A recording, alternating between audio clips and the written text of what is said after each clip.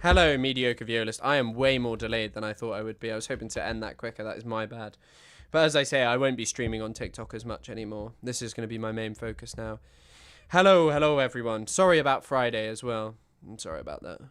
It was unfortunate. Yeah, we moved though. Need to close that. Close that. Close that. Close that. Close that. Close that. I need to fucking... I hate that it's like, oh, here's your thing.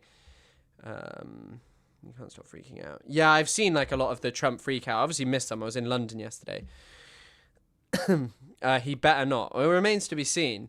I don't know if there's anything... I think I had some memes I wanted to cover, so I guess we can start with those. Oh, no. In fact, I'll do Wordle to start off with. I haven't done Wordle in ages, so... Hold on. Hold your horses. Wordle is even better with a free New York Times account. Not doing that. I'm going to start with Crane, because one of you said it's the best, so... it's good, I'm telling you. Happy 5 months, and also happy birthday, Mediocre Violist. Everyone wish Mediocre Violist a happy birthday. The creator of the resource list, a brilliant community member, highly valued. Have a lovely day. I'm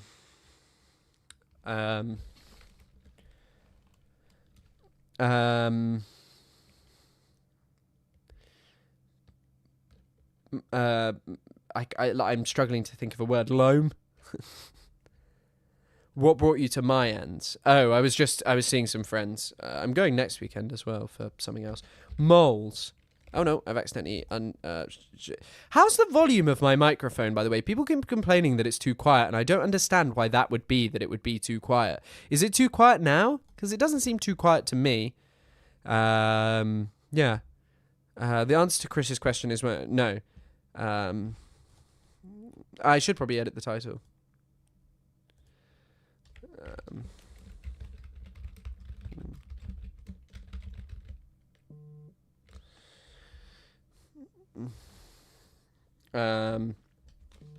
I'm lobes. Great idea. No, it's not that. Happy birthday, Mediocre Violist. Thank you for all you do for this community. Have a good one, pal. Indeed, yes. Have a lovely day. Volume seems good. Good. Lobes. Lobes was a good idea. Now I have two. Have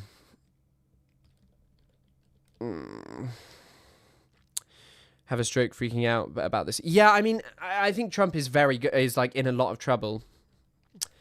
Video simultaneously. It's quiet. No, I'm not playing a video simultaneously. There's no video playing simultaneously. Wait, can you hear something? I'll work out how to fix the audio. I can boost it as well a bit, but only via Ruder, not via the actual thing. I'm struggling so much. Eagle. I can't use A. So it's probably something like... Oh my god, I know it. Huel. It has to be Huel. It's always the answer.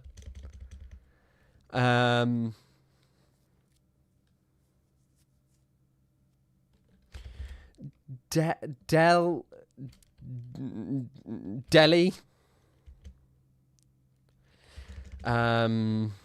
It's quite hard to do two things at once. You know what?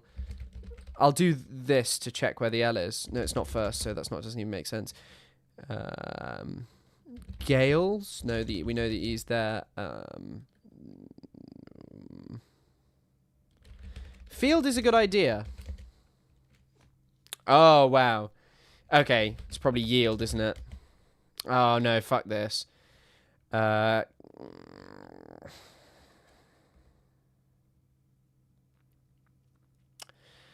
Gield, healed, gealed, keeled, tealed, wheeled. That's not a word, is it? Peeled, zealed, sealed, mealed, gealed, gealed, guiled.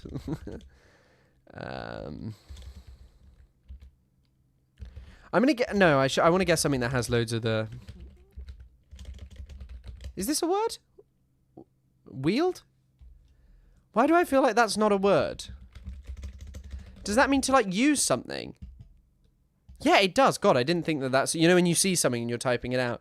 And then we'll do the connection. Sorry, I'm just doing this to start the stream. Wheeled, bro. Yeah, I saw wheeled, and then I was like, oh no, that can't be how you spell it. You can't spell it like that. Nah, does that never happen to you when you're doing the Wordle? Where you just see a word that's like real? He can't keep getting away with this? Yeah, I know what wheeled means, but I was like, is that a word? But yes, I'm aware what wielding a sword is or wielding anything is, but you know, zebra, rugby shirt. I feel like these are stripy things, but I don't know. No, it's not. It's zebra pedestrian. Ooh, I was thinking it was different types of parking, but barcode, rugby shirt, zebra. It's old-timey. It's an old-timey word, is it? Can you see this okay? Yeah, I'm not covering it. Method, philosophy. Is there an approach? The answer to the question is no, he won't. Glory to the DXRs and the Borgers. Kanzaria prevails, except from some sketches in the future. Expect some sketches in the future, and happy Sunday. Nice.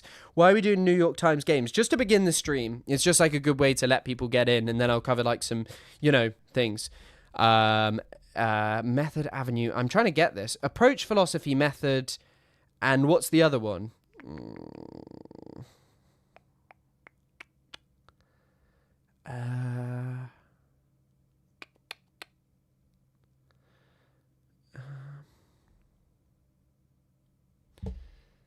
Banal. What? Benign? Oh. Sup, nephew. Sup, unk. I'm glad to have been a member for 4 months. I'm very glad that you're a member, Noxolot, and I'm incredibly grateful that there's so many of you who've been members and supporters for so long. It's honestly, I'm so appreciative that so many have done this. Did he defend the open fire policy during the Great March of Return? I mean, it's crazy. If you like birds, try Birdle. Bro, I know what a bird is, but I think that would probably be awful. Obviate. Mods. Get the freaky talk, Peter Griffin.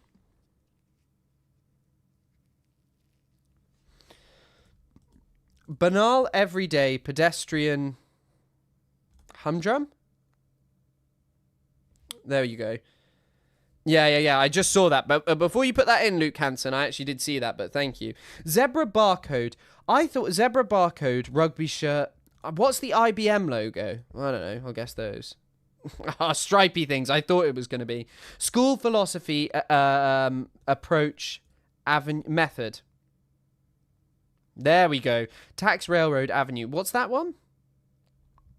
Words on Monopoly Squares. I was going to say maybe it's Monopoly Squares. Birdle sounds great. Do you honestly think I'm going to be able to guess a Birdle? Birdle. What's that? No.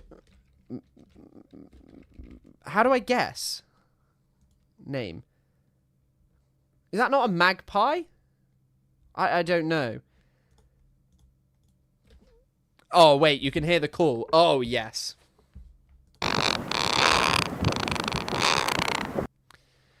I think it eats invertebrate. I think it eats... what is the size of this bird? Small? I think it's... What function are the birds? Perching? Where is the bird usually found? What? Oh my god. What? Oh, I'm just guessing things. I don't know. Honey buzzard. It's definitely not that. What is this? Tree sparrow. Oh, I see. So wait. Maybe it's an extremely small bird. It kind of looks like a coastal bird. Maybe it is coastal. That looks like a coastal bird. Hunting and maybe it's an... No, that's not an osprey, is it? I have no idea what this is. It is not a penguin, is it? White-throated dipper, let's guess. Okay, it's a coastal bird. We know that. So is it medium then? And I'm guessing it's swimming. It's a there's no penguin, is there? Is it an osprey? I don't even know what an osprey looks like. Oh, what the fuck? It's moist critical. That's a good question, Christopher. Will Kunzler survive the DXR files being released? Not a chance. Puffin. Oh, maybe it's a puffin. No. Aquatic warbler. Let's guess. Yeah, fuck it. Let's go for this. A razorbill. Yeah, sorry. I deal a lot with razorbills in my day-to-day life. You guys are...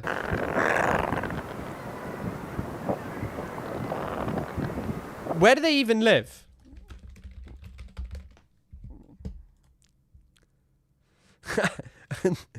Don't act like I don't confront my failures and shortcomings, because I'm about to watch a video about a razorbill. The razorbill is a seabird in the auk family with a rather unique black and white plumage during the breeding season. They have white breasts, black bodies.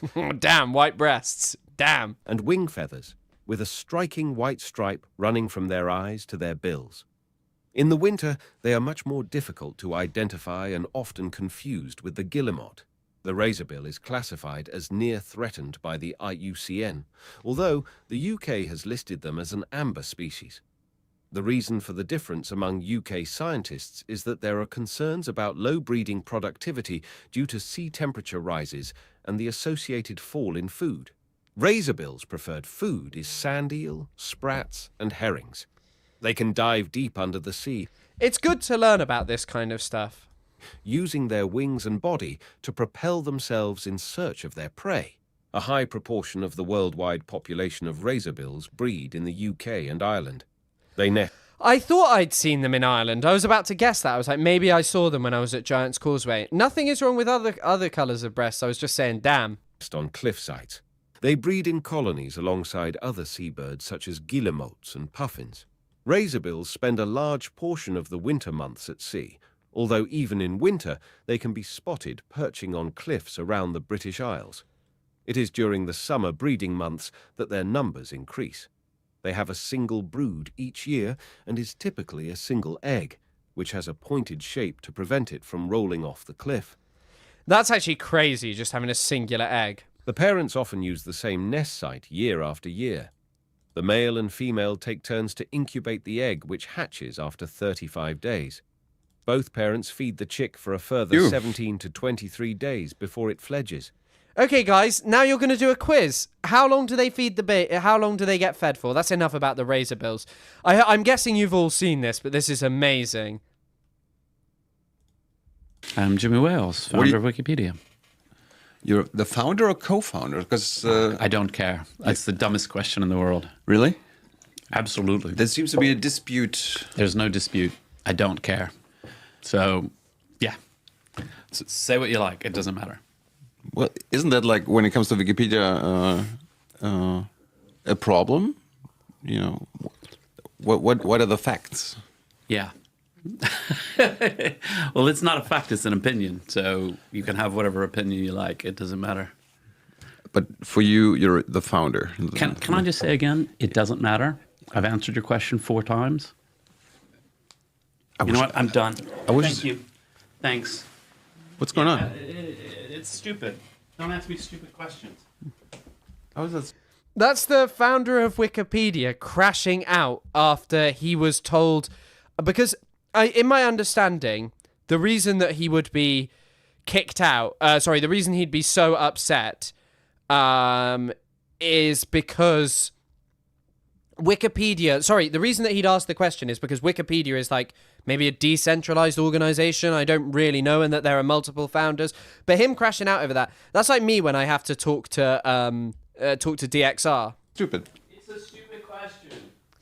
And DXR keeps asking me why I stream on TikTok. Yeah, in fact, that's the entirety of your community when you asked me why I was streaming on TikTok. What's the first question? Yeah. All right, we're done here. Shortest interview of Young and Naive. Bye. What a quality video.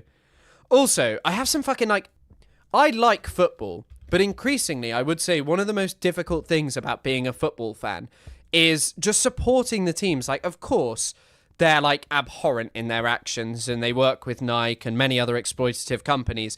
But fucking Chelsea have got a new front of shirt sponsor. Like, I support Chelsea. Chelsea's front of shirt sponsor is Oracle. Clearlake would invest in Oracle. Clearlake are already collaborating with the UAE. Bad company and ownership anyway. Oracle with, or I think that there's investment coming out of the Gulf. Literally, it asked him why he literally just asked him what, like, is going on there, like, whether he's the co-founder. Oracle will then gain access to Chelsea's sponsorship assets and a broad portfolio of Clearlake Capital companies to implement in its own software. In return, it will pay X amount in sponsorship for Chelsea. Crazy stuff, like, just... I mean, I will be frank, like, most companies are sponsored... most football teams are sponsored by horrible, horrible organisations, but in the context of this, it's like, yeah, it's just insane.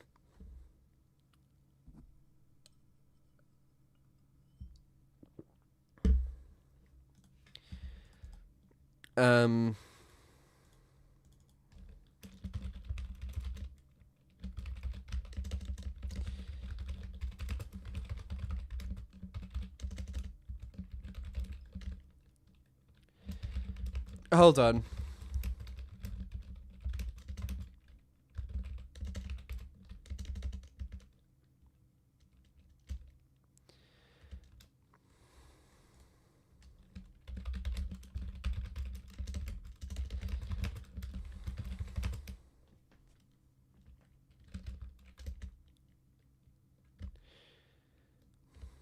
I'm trying to come up with a title because I kind of want to talk about Noam Chomsky and this kind of stuff. But yeah, Oracle is the company which is obviously going to buy up TikTok, and its owner, Larry Ellison. Jesus Christ, just awful stuff is going on there.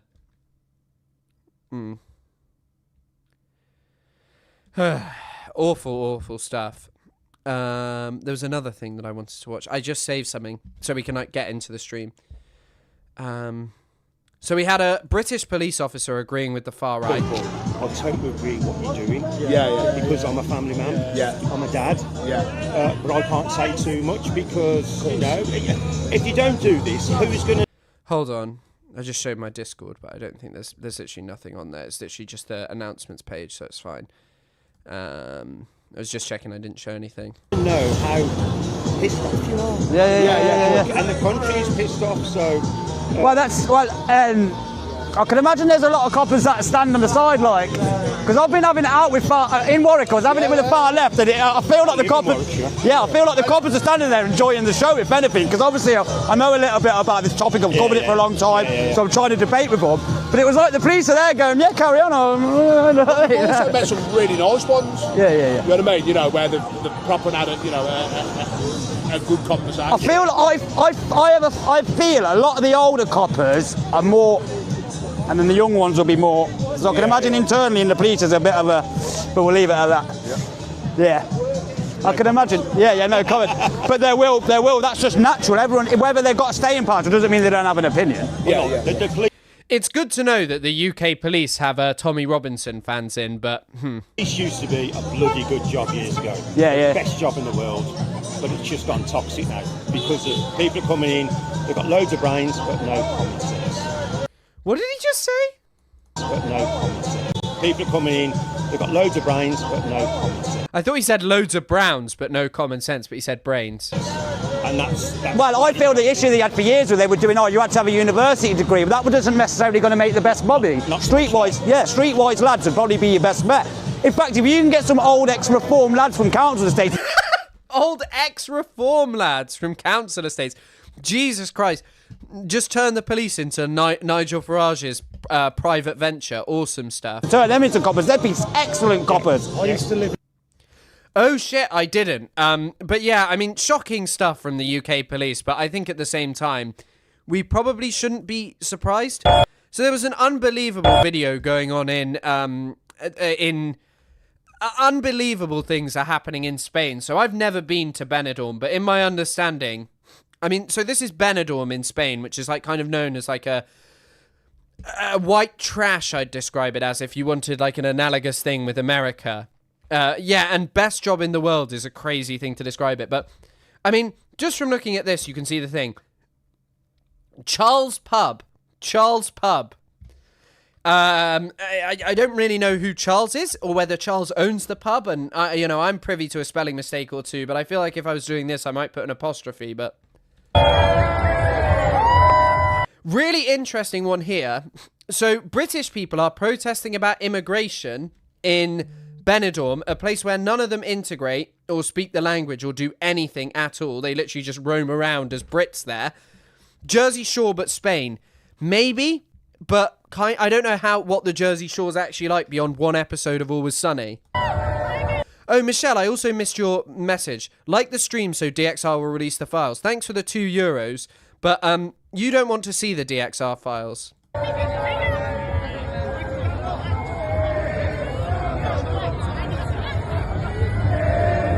Why are they dressed as Hamas?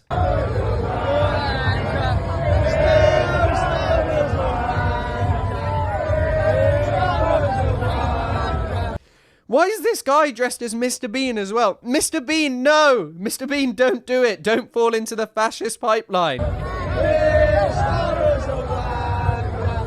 The Joker smoking a cig.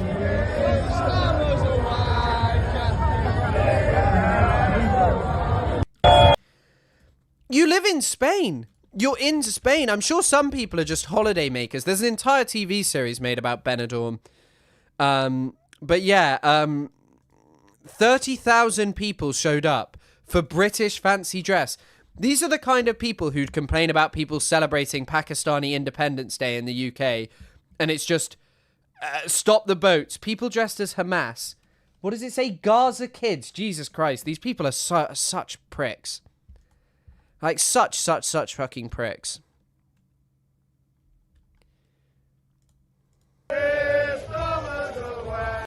There are more videos of this. Imagine bringing your whole Hamas uniform through. Oh, so it's okay when these guys bring their Hamas uniforms on holiday, but when I bring my Hamas uniform on holiday, all of a sudden it's not on. Mr. Bean, no!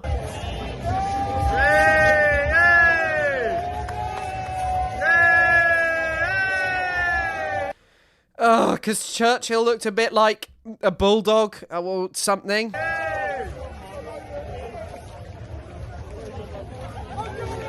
Oh, no, it's because it's an English bulldog. That's why.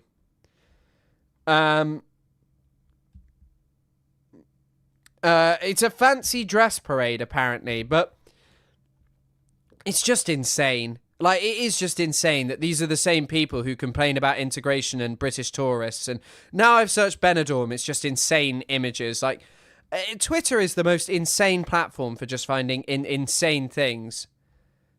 Insane things just like with a simple search.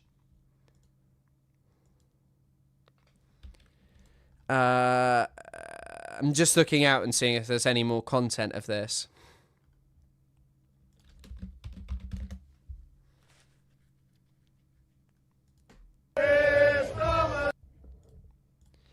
I really want to find out,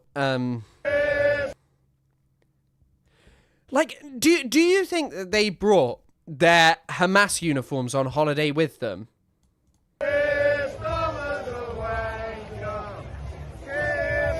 I bet they felt fucking sick wearing the Hamas uniform, though.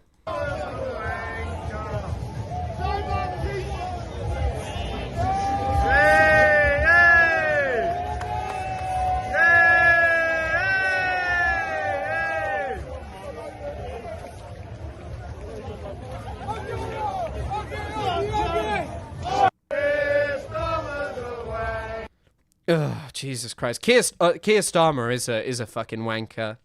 I will agree with that. I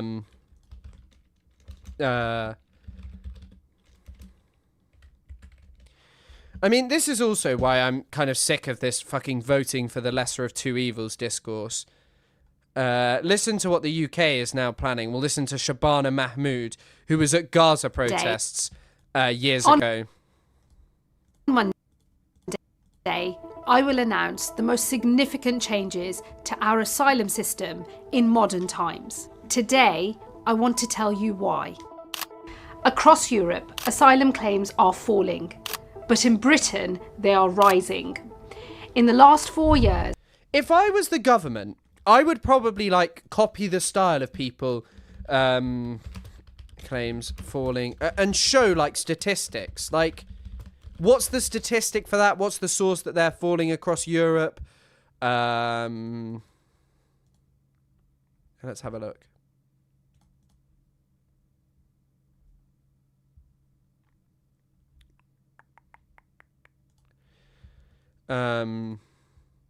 Okay, the EU, the European Union Agency for Asylum, is saying that they're falling. So they have fallen. The shift was... Oh! It's kind of crazy just looking at this one. This shift was driven by far fewer Syrians applying for the number of applications, minus 66%. However, Venezuelans applied in significant numbers. That's interesting. It kind of shows you, though, how this is all just politically related, and specifically to US posturing on engaging in a war. I've heard about the Palestine Action detainee. Maybe that's worth talking about. But yeah, Venezuelans tend to apply in Spain due to a shared language. I mean, once again, you just see the thing. That this is mostly to do with the posturing of Western governments. You know? 400,000 people claimed asylum here. Over 100,000 are housed and supported at taxpayers' expense, putting huge pressure on local communities. The previous government had years to tackle... I'm going to say this, like, growing up in somewhere that doesn't have, like, a large proportion of immigrants or asylum seekers, the pressure on local services is just much more people are moving here, and the council doesn't fucking build anything to, like, deal with the pressure. It's like you have, like, one doctor's surgery, but an influx of, like, thousands more people. This problem. Instead, they wasted time and £700 million on their Rwanda scheme, removing a sum total of 4 volunteers. This government has been rebuilding. We have record levels of immigration raids and arrests. I think also just celebrating this. This is the Labour government, you know. This is like the Labour government in the UK. And they're like posting epic videos of asylum seekers being targeted and raided. Like amazing stuff. And it's like you're not addressing the core problems of the vast majority of people's lives. You're just pandering to a very... you're pandering to people's basic desire, like people's hatred of the other, which is just ultimately one of the least left-wing things that you can do. We have prevented over 20,000 illegal channel crossings, and we have now returned nearly 50,000 illegal migrants. These were vital steps, but we must now go further. We need to reduce the numbers coming here illegally. We need to remove more people who... Perhaps stop fiddling in other countries then and stop destabilizing places like Syria, provoking a huge refugee crisis, or Libya, or anywhere that we have destabilized. But yeah, US brain rot has gone global. It has in fucking deed.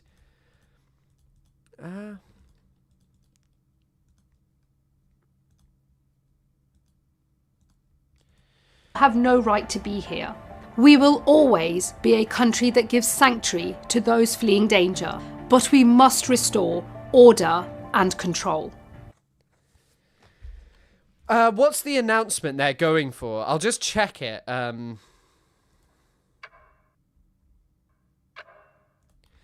We will be creating new, safe, legal routes. They'll start modest to begin with, but as we get order and control into our system, they will grow in generosity. And what I'm sending a clear signal to people is, do not get on a boat. Do not seek to come into this country illegally. That pathway is much more difficult. If you are someone we brought over legally on a safe and legal route, that journey to settlement will be easier because we want to incentivise the behaviour we want to see and disincentivise and prevent the behaviour that is drawing people dangerously across the channel. But preventing the behaviour, like literally looking at why it's decreased in Europe, why it's decreased, you kind of see the problem, right? Like, that it is much more to do with destabilization worldwide than it is to do with, say, people just coming over because they think they'll get a free life. And why would someone who's like a left-winger vote for Labour when they're posting epic things like this? Nearly 50,000 illegal migrants removed or deported since the election. On Monday, I will announce plans to scale up the removal of migrants. Do not come, do not come. Thanks for the $2, Charlie. But yeah, don't come, don't come. I'm coming. Returned or deported. Just like, deported to where as well? And it doesn't fix any of the fucking problems that we have in this country.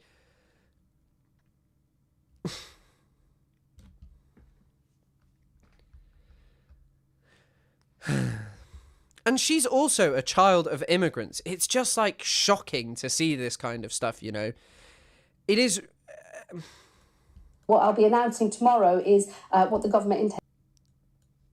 Here she is talking more. But what I'll be announcing tomorrow is what the government intends to do on Article 8 of the European Convention on Human Rights, in particular, which is around the right to family life, where we want to constrain in legislation the way that that is applied in immigration cases. I think that's the right thing to do because we've seen an expansion of the way that that right is applied in a way that is designed to frustrate the removal of those that under our immigration rules would not have the right to be in this country. So there will be legislation that will follow in relation to Article 8 and immigration cases. But what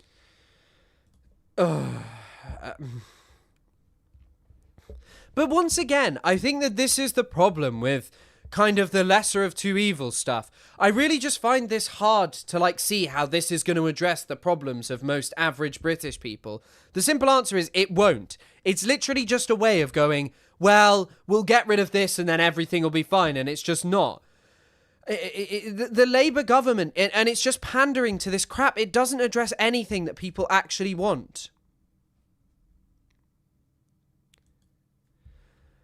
Like, look at this. Like, Starmer's, they are categorically doing this. They're doing these things, but look at his approval rating.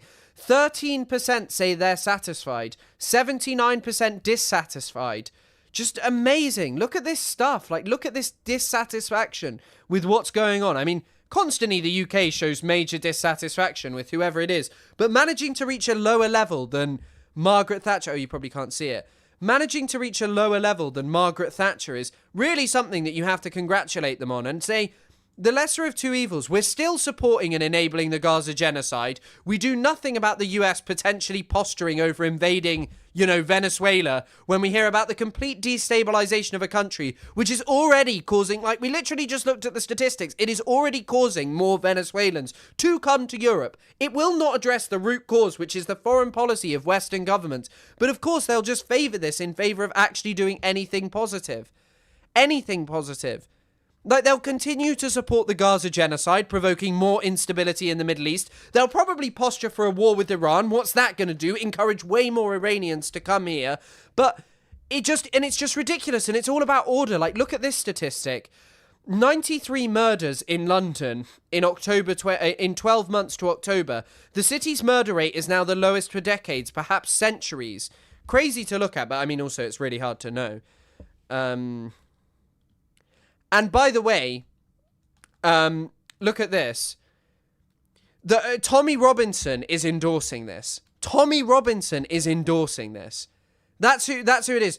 The Overton window has now been obliterated. Well done, patriots. It's amazing. But also, by the way, this isn't the work of them. This is just what happens when you just have shitty right-wing governments who are basically unwilling to enact the major radical change that is actually needed. You need a scene without the cam and chat on OBS. Yeah, probably I do, and I can set that up quite easily. Sorry about that. But yeah, they're gonna say that it's like if you've been in the country, I believe that this is how it operates. They're gonna say if you've been. Sorry, I actually need to move this light closer. What they're gonna say is if your country is safe after 20 years, you just go back. Yeah, will they eliminate tax incentives for landlordism? Yeah, that's what's going to happen. But thankfully, Tommy Robinson is endorsing us and letting us know that this is a good British patriotic victory. And who is supporting this? Like, why are you destroying the base? You're not left-wing. This is just ridiculous. Keir Starmer is completely failing. And this is the other issue, by the way. Keir Starmer, and for the left, and why people need to realise that there's a problem that extends so much beyond this. How can you sit there and act as if just electing the lesser of two evils is like somehow going to get us to some amazing better point, when the fact is if we if we elect the lesser of two evils, the lesser of two evils will be framed as radical leftist does amazing things. And it's like, hang on a second. Radical leftist does terrible things, ruins the country. Keir Starmer is framed as an evil Stalinist. He's framed as this like awful guy who's like Marxist and is engaging in the destruction of engaging in the destruction of the United Kingdom, and yet he's not left wing. It will continually push us to the point where the right will use left wingers and to say, like, you ruin the country. And it's like, what are you saying? Sorry, I got really confused there. I'm looking at too much. But what I'm trying to get at is, if you continue electing people who don't enact radical, irreversible change as left wingers, they will be used by the right as an example of the left's failure to continually push people who are disinterested in politics into voting for someone who is far more right-wing continually. First it'll be Farage, then Farage will fail, and then they'll vote for someone more right-wing than Nigel Farage.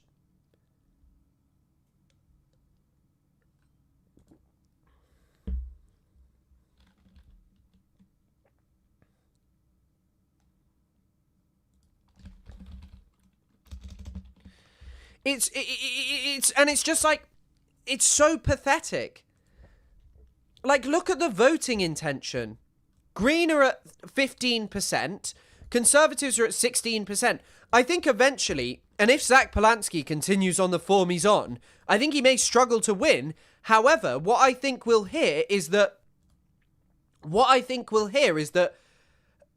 eventually Farage will just win, because some people will stick with Labour because it's just who they voted forever, and we get Nigel Farage. But what's the tangible difference between this and Nigel Farage?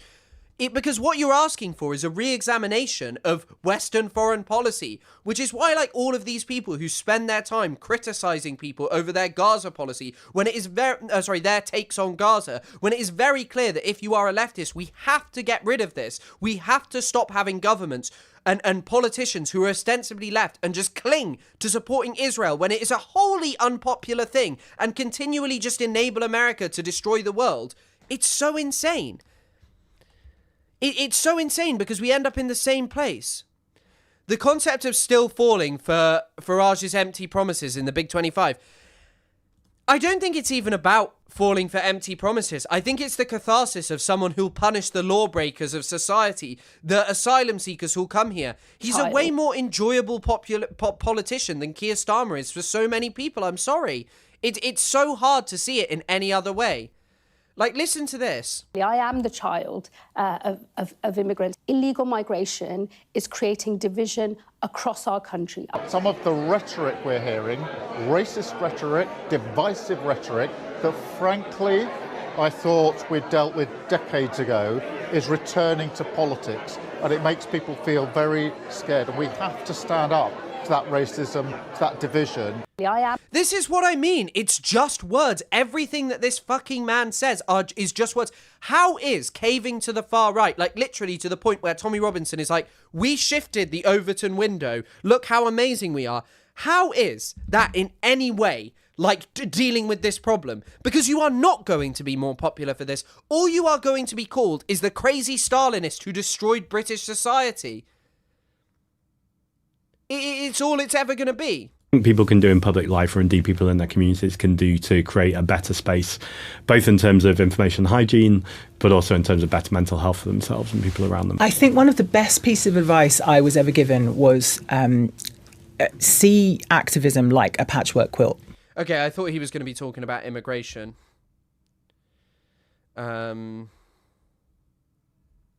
Is chaining yourself to an economic... Like, listen to Polanski speak. Sorry, this was the one I wanted. I think the problem is chaining yourself to an economic system that is so fundamentally broken.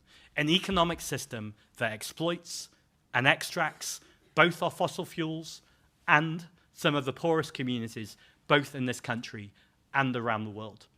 So when we talk about political consensus, it's also important to be a critical friend, to tell the truth, and what we need is bold leadership. Now, if this had been a year ago, I would have accepted the argument that maybe, just maybe, with Ed Miliband and this government, we're going to go somewhere with bold leadership. I probably would have argued with you, but I would have had a bit of sympathy for it. I might have even understood the argument that sometimes you don't want to let the perfect be the enemy of the good. I think we're way past that point. You don't get marks or points just for being good. You don't get a gold star for doing the basics, or even just under the necessary. We are at this urgent moment in our history where the only thing that is acceptable is what is required. And what is required is to reduce our emissions, to invest in climate adaptation, to protect nature in one of the most nature-depleted countries in the world, and to make sure that we're reinvigorating communities with the truth and putting them in charge. So the final... Like, just listening to Polanski talk is so much more interesting than fucking Keir Starmer. Like, I'm not gonna lie, he has so much more personality. Like, undeniably, so much more personality than fucking, than Keir Starlin does. But at the same time, it's just so simple. Like, talking about the economic system would change you. Thanks for being the 70th like. Hello. Hello, Tony Soprano lover. And indeed, how great, like, listen to him talking about the fact that capitalism exploits and does not work and cannot address the issues of our society. And then listen to Keir Starmer, like, and his lackeys going, we're going to deport everyone. I want to say, because it all got a bit grim and despairing then, as I talked about the Labour government, it wasn't a coincidence, is what is the biggest tool we have? It's our shared humanity. Because I can make arguments, and I'm happy to make arguments, for why tackling the cost of living crisis is the same solutions to tackling the climate crisis.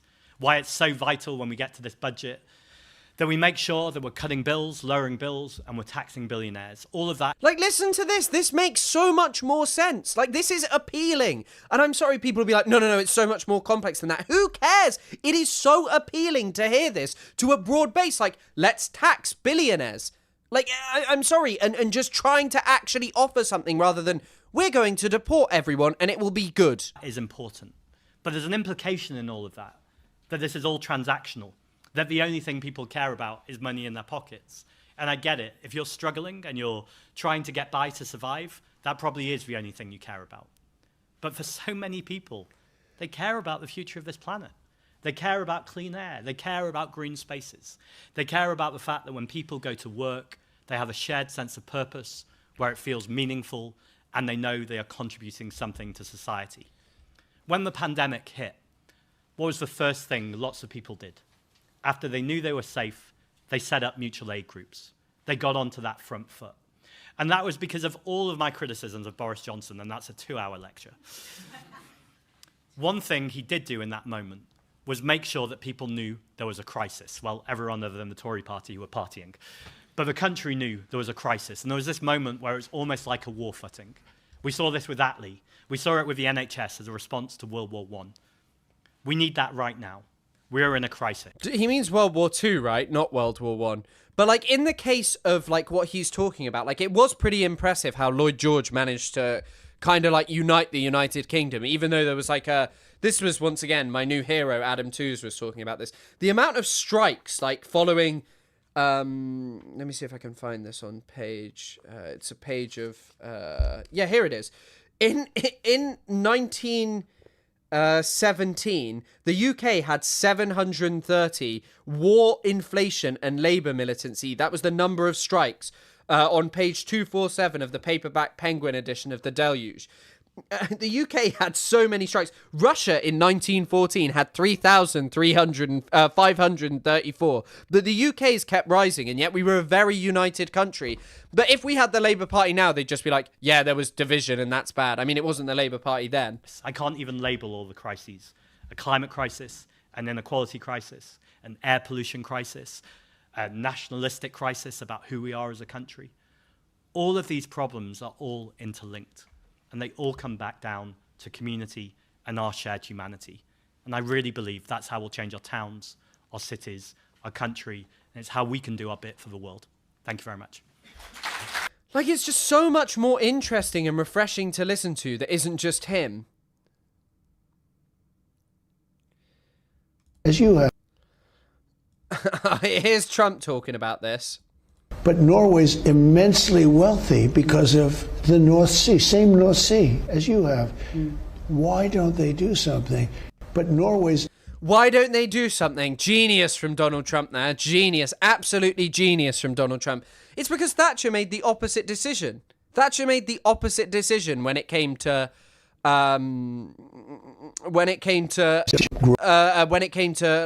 nationalization versus privatization, and privatized it, in my understanding, right? Trump's interview with Reform is fucking crazy. So Reform, not Reform. This isn't a crazy interview. We'll watch this and then get into the Epstein stuff. But GB News, right? GB News, the ostensibly truth-seeking platform, got this major interview with Donald Trump, and I don't think asked him once about Epstein, like after this news had just come out, because they know that if they did that, they would have no access to fucking Donald Trump. The same place. No. I can't say every place, but pretty much almost every place. There are a couple of places, and I won't even get into that because those are the people, the leaders that aren't liked by the other European leaders. Yeah. But what's happened is so sad to Europe. And I think probably you have the same problem that we do with the fake news. You know, if you don't get the news out and properly, it's never going to change. But Europe, I love you. Europe. Hey, I'm originally from Scotland, Europe, right? yeah. And between Scotland and Germany, right? Yeah. A German father and a Scottish mother. And a great mother, by the way, I have to tell you, great father, great mother. So I have a little prejudice toward Europe and those two places, but it's so sad to see what they're doing. Europe. This is just apparently news, like someone just interviewing Trump and agreeing with him. From some of the worst places on earth, and when you look at Europe, where they're coming from some of the worst places on earth, and you're destroying your country. And I've told some of the leaders, the worst countries on earth. We have like Sudanese. The reason that like Sudanese people are coming here is because of destabilization as a direct result of what you've been up to. And yeah, we're not. I haven't even spoken about Epstein. And just saying that people are coming from the worst places, yes, because most of those places are fucking destabilized. Like, what are you talking about? By worst places, he probably means places that have like a decent amount of violence going on there. But like the reason that we're talking about those things are like, the reason that people are coming from them is because of what you're doing to them. And you're like you're literally bringing people over to Europe because of your actions against Venezuela. And the fact that people around you are just like, yeah, we're killing the right people. We're running out of bombs. Europe, you've got to stop. Your immigration is going to destroy you. If you get people from the wrong people, in our case, we had people coming in from jails, from mental institutions, from the drug dealers, and some of the worst scum. Also, by the way, just create this evil other. This is the thing that I think is the best of Todd McGowan's work and understanding this. In all of this right-wing logic, they rely on an other who enjoys at your expense. This other who transcends the system. And normally enjoyment is, like, in terms of psychoanalysis, enjoyment comes from beyond the pleasure principle. So, like, what's pleasurable is, like, the best and most simple example to understand is eating cookies. I don't know if I've ever given this. So when we have cookies, like generally, and not everyone does this, but most human beings will like never eat one cookie. They'll eat the whole sleeve, even to the point where they feel bad. The same goes for those big bags of crisps. I know I do it, like beyond the point of hunger, beyond the point of like actually needing the satisfaction or pleasure you get from them. There's just this impulse in most of us to continually do things to the point of enjoyment. Now, normally, any kind of enjoyment is transgressive. That's what they describe it as. It's something that goes beyond the pleasure principle, basically. However, in the context of right-wing politics, how they gain their enjoyment is by they move away from like anything feeling bad about what you're doing. What they offer is by creating an other who enjoys at your expense. And so how you get the enjoyment is through extreme, morally unacceptable punishment on these people who have gone well beyond what is morally acceptable. Oh, hi, Sophie, by the way. But, like, that's the thing. You don't even... Once you're eating, like, those big bags of crisps, you're not even enjoying it by the end. Like, well, you are enjoying it by the end in psychoanalytic terms, but you're not getting pleasure from it anymore. You normally start to feel sick and you know that you're going to feel bad, but it is the transgressive capacity of the, like, feeling bad that does it. Ryan Engley also talks about in the context of eating McDonald's. Like, you feel bad generally after eating McDonald's. It's not like a wholesome meal. But, like, you still eat it, and it's like the transgressive knowing that you shouldn't that offers it its, like, enjoyment to it. And we're getting them out, and we've got a lot of them out. If you look at some of our cities that we've, sent the military in to correct, Washington, D.C. was very unsafe, and now it's the safest place in the country. It took me 2 months to make it good. Less, actually, but 2 months to make it really good now. Everyone's so sycophantic. Just this is what people want of news in the United Kingdom. Just let that sink in for a moment, that this is what people want to watch. Just like enjoy, like just watching Trump get interviewed by someone who totally agrees with him. Having dinners there, we have these beautiful, nice military guys all over the place. Trump is also, I know that this is in the thing, but there's an alleged thing, which is Trump apparently gave Bill Clinton head. Now, I think that maybe it's not true that he gave him a full head to completion. But I do not believe... I do not think that there is like an implausibility that there is like a photo of Trump like simulating head on Bill Clinton. Maybe even if it's through trousers or something. Like this photo that is so embarrassing. But I also think what's fucking crazy is, first of all, Trump is like pro-gay for a Republican. Like, do you remember gays for Trump and shit? But he always describes men as beautiful. He loves Ahmed al-Shara. He called him like hot and strong. And they look good. To me they look good because it means safety. But we took out 1,700 career criminals and criminals from other countries that came in like they come into your country. And Europe has to do something about it. Well, we are doing something. I'm a big fan of the National Guard here. Right. I'm a big fan of the National Guard. Brilliant, brilliant. This is amazing interviewing skills. I'm a big fan of everything you do. Trump, instead of giving Bill head, can I get it? I'm pretty much on first name terms with the guys on the corner of my street, and they're so friendly, and you see them putting shopping in the car of old women, and it counters this idea that they're an aggressive. Except if the old woman is, not white, and then they might arrest her or try and kill her. Presence on the street, they're not. He basically said it was a joke. Well, I choose to believe it's not a joke. London. Is this it? Is this the bit? He talks about getting stabbed in the ass, which is unbelievable. London. And I wonder whether... We've got such a crime problem in London. By the way, this just also, like, in terms of violent crime, it's on the decline in London. And also, like, I was in London last night, like... I'm sorry, like, what? Like, what was going on in London that was so fucking bad, Like, it was just a very standard place to be. Like, this stuff just serves to create fear in your mind. And I wonder whether Sadiq Khan should do something similar. He's a terrible, terrible mayor. And as an example, I was a high-ranking officer, sort of always, or a president. Even as a civilian, I was a respected person. He treated me... He was in Sex and the City, and he's now upset that he's been treated badly. Very badly. Yeah. I said, who is that guy? He's a terrible mayor. And look at the crime you have in London. My mother loved London. She loved that city. She'd always talk about, that was a different London than you have today. Yeah. Today you have people being stabbed in the ass. What is he talking about? Stabbed in the ass? Bro, I'm sorry, one of you who's saying that that's fake, the photo's fake, why does his instantaneous thing go to getting stabbed in the ass? Or worse. But no, it's crazy. It's true. It's awful. Crazy. It is. It feels much safer here. Your mayor is a disaster. Okay, I can. I don't know him. I don't even know what. If you put him there, I wouldn't even know who he was. I can tell you, he is a disaster. Yeah. He's a nasty person. And he's letting crime go.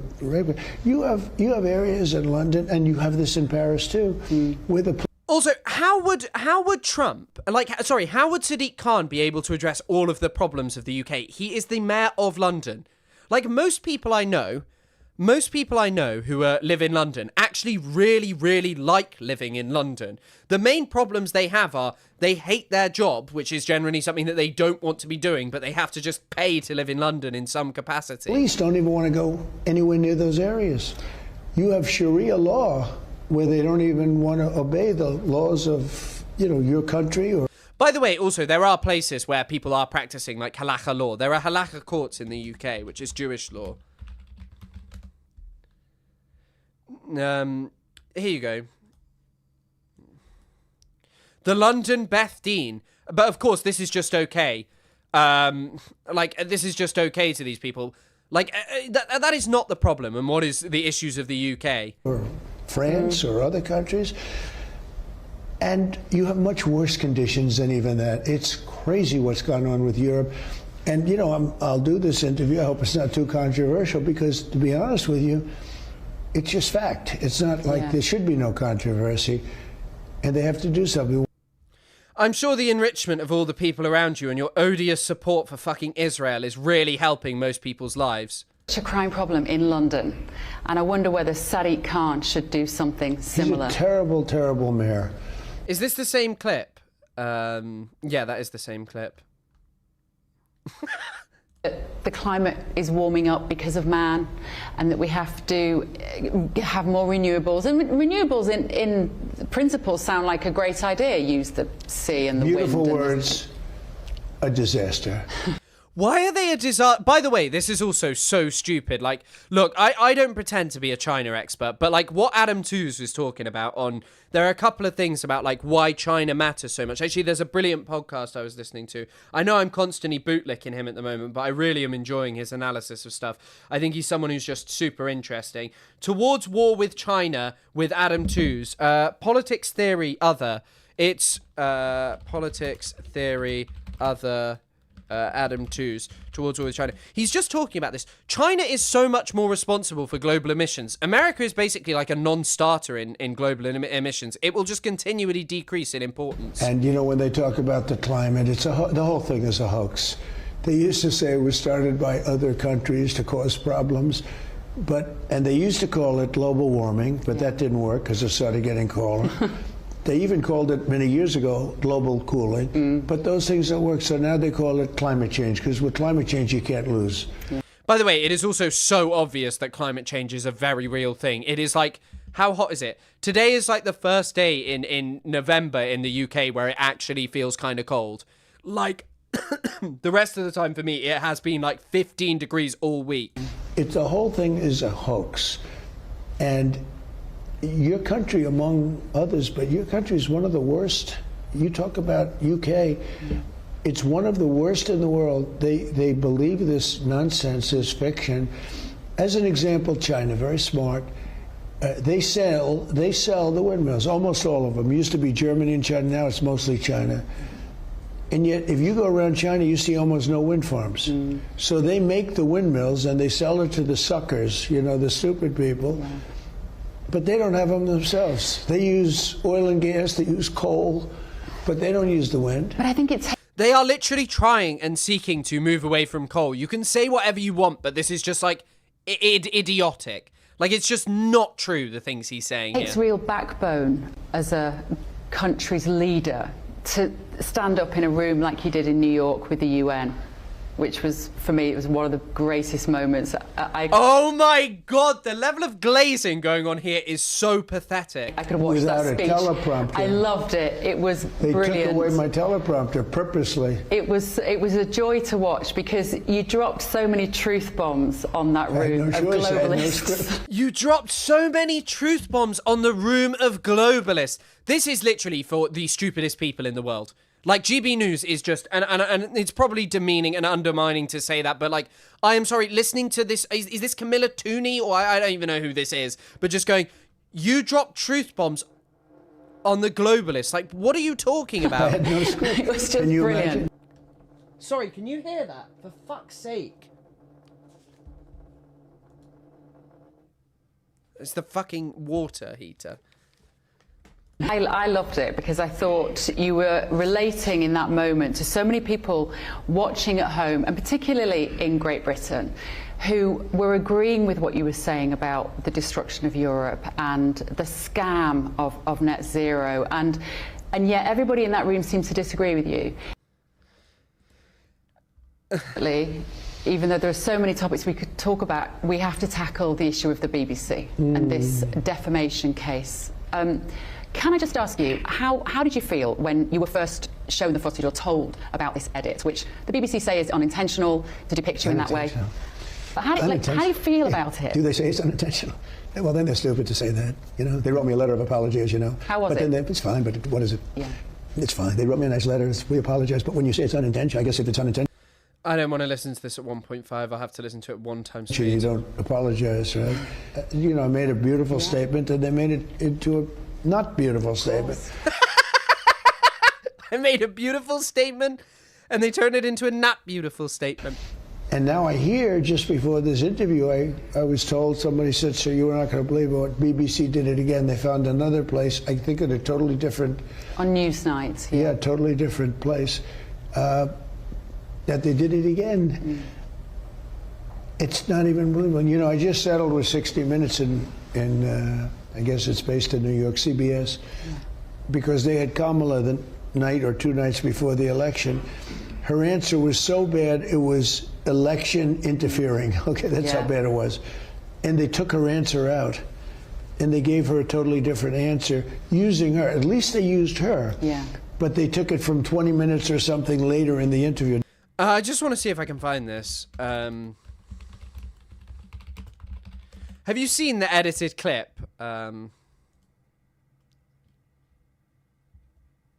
Accused of misleading or of a misleading edit there is this of Donald Trump's 6th of January. That the climate is warming up because of man, and that we have Wait, where's this playing In other from? words, it took... I don't know where the fuck that was just playing from.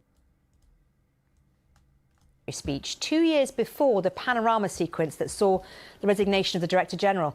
The clip of his speech first ran on Newsnight in 2022 as reported by the Telegraph newspaper.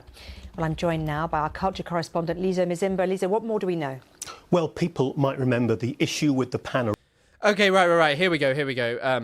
Here's the panorama one that they're apologising for. And we fight.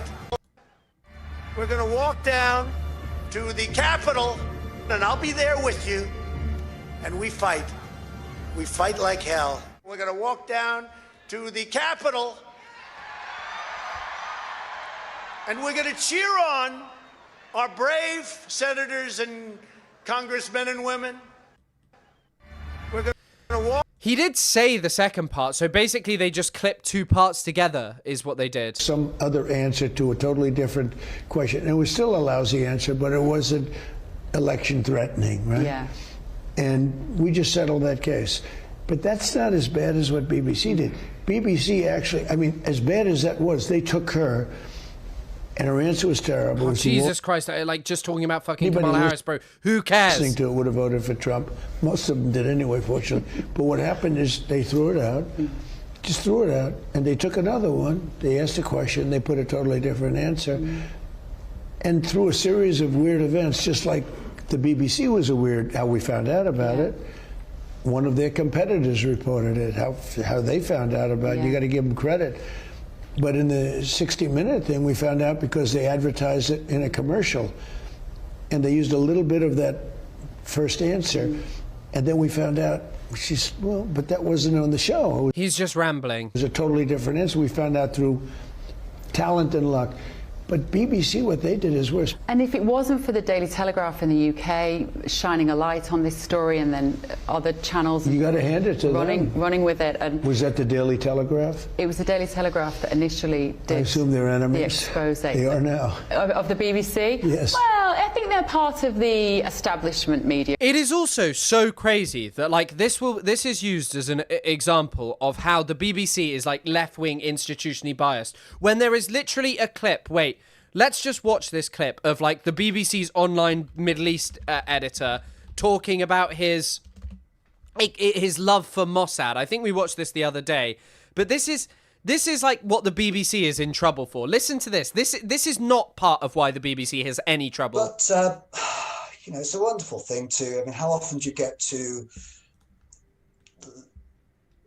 be accepted into a circle of trust among the people who belonged to, some of who still work for the Mossad.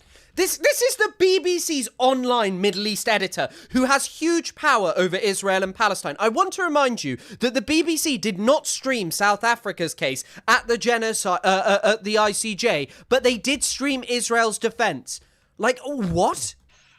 And sit across the table from them and learn the most incredible stories. The amount of glazing going on this live is terrible. Modus operandi, tactics, and subterfuge. And I mean, we don't have the time. I'd love to spend another half an hour talking about tremendous. Look, Danny, shut your ears for the moment. But if I use the James Bond style. Like, his eyes are literally glowing about talking about how he loves Mossad. He's the BBC's online Middle East editor. Methods which are employed, cash hidden in chocolate boxes. I'm not sure if that was true or not, but it was told to me, or things like that, which really, as a Jewish person and an admirer of the state of Israel, then to know that these people carry out these kinds of fantastic operations. Mossad just kill people. Like, Mossad just kill people. Like, if you want to be glazing someone, like, why choose them? They just kill people. That's, like, literally it. I mean, it's what makes you tremendously proud. Absolutely. Talking about it, still gives me goosebumps.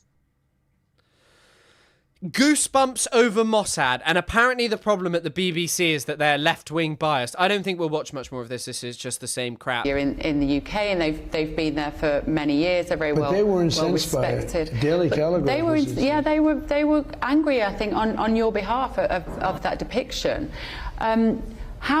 How easy was that decision to pursue legal action? You could have maybe picked up the phone to Prime Minister Starmer and just said, "Can you have a word with someone at the BBC?" Or were you quite resolute that this is something? I don't even know if the BBC is owned by, what percentage is owned, or if any is owned by your government. I don't know. It's funded predominantly by the British taxpayer, so we have to pay. Well, the British taxpayer has to have a big problem with it, because it's strange. And for somebody that's been a big story over in your country? A very big story. It's a big story over here. It's the biggest story over here. Yeah, the Director General. Amazing. Like, listen to this. Like, come on. No, it is not. People have stopped caring about this, and they did anyway, because you might have given Bill Clinton a blowjob, mate. I think people are a bit more interested in that and the fact that you had a very strong relationship with a famous pedophile, Jeffrey Epstein. General has resigned. The head of news has resigned over this. You've had the letter from the chair of the BBC apologising. But how far are you prepared to push it? Because you've invented the phrase. I think it'd be more interesting to ask him, how far were you prepared to push it with the young women, Donald? Fake news. You invented that more than 10 years ago, probably now. It's fake news. Fake news. So did this feel like a smoking gun when for years you've been frustrated with the depiction of you that isn't accurate? I think I've proven fake news, because they used to have high approval ratings, the media, and now they have the lowest. I think they're lower than Congress, which is pretty good. So, no, fake news was a great term, except it's not strong enough. I'd like it to be stronger. The word fake is one thing, but this is beyond fake. This is corrupt, what they did. So, no, the lawyers walked in and said, "Sir, you're not going to believe this." And they showed, I didn't hear about it, but lawyers walked in and they just said, the White House lawyers, they're government lawyers, actually, and they walked in and they said, "Sir, you're not going to believe this." They said, "What is it?" And they show me the one, and then they show me the other. And it's... Yeah, okay, that's enough of this, just him talking shit.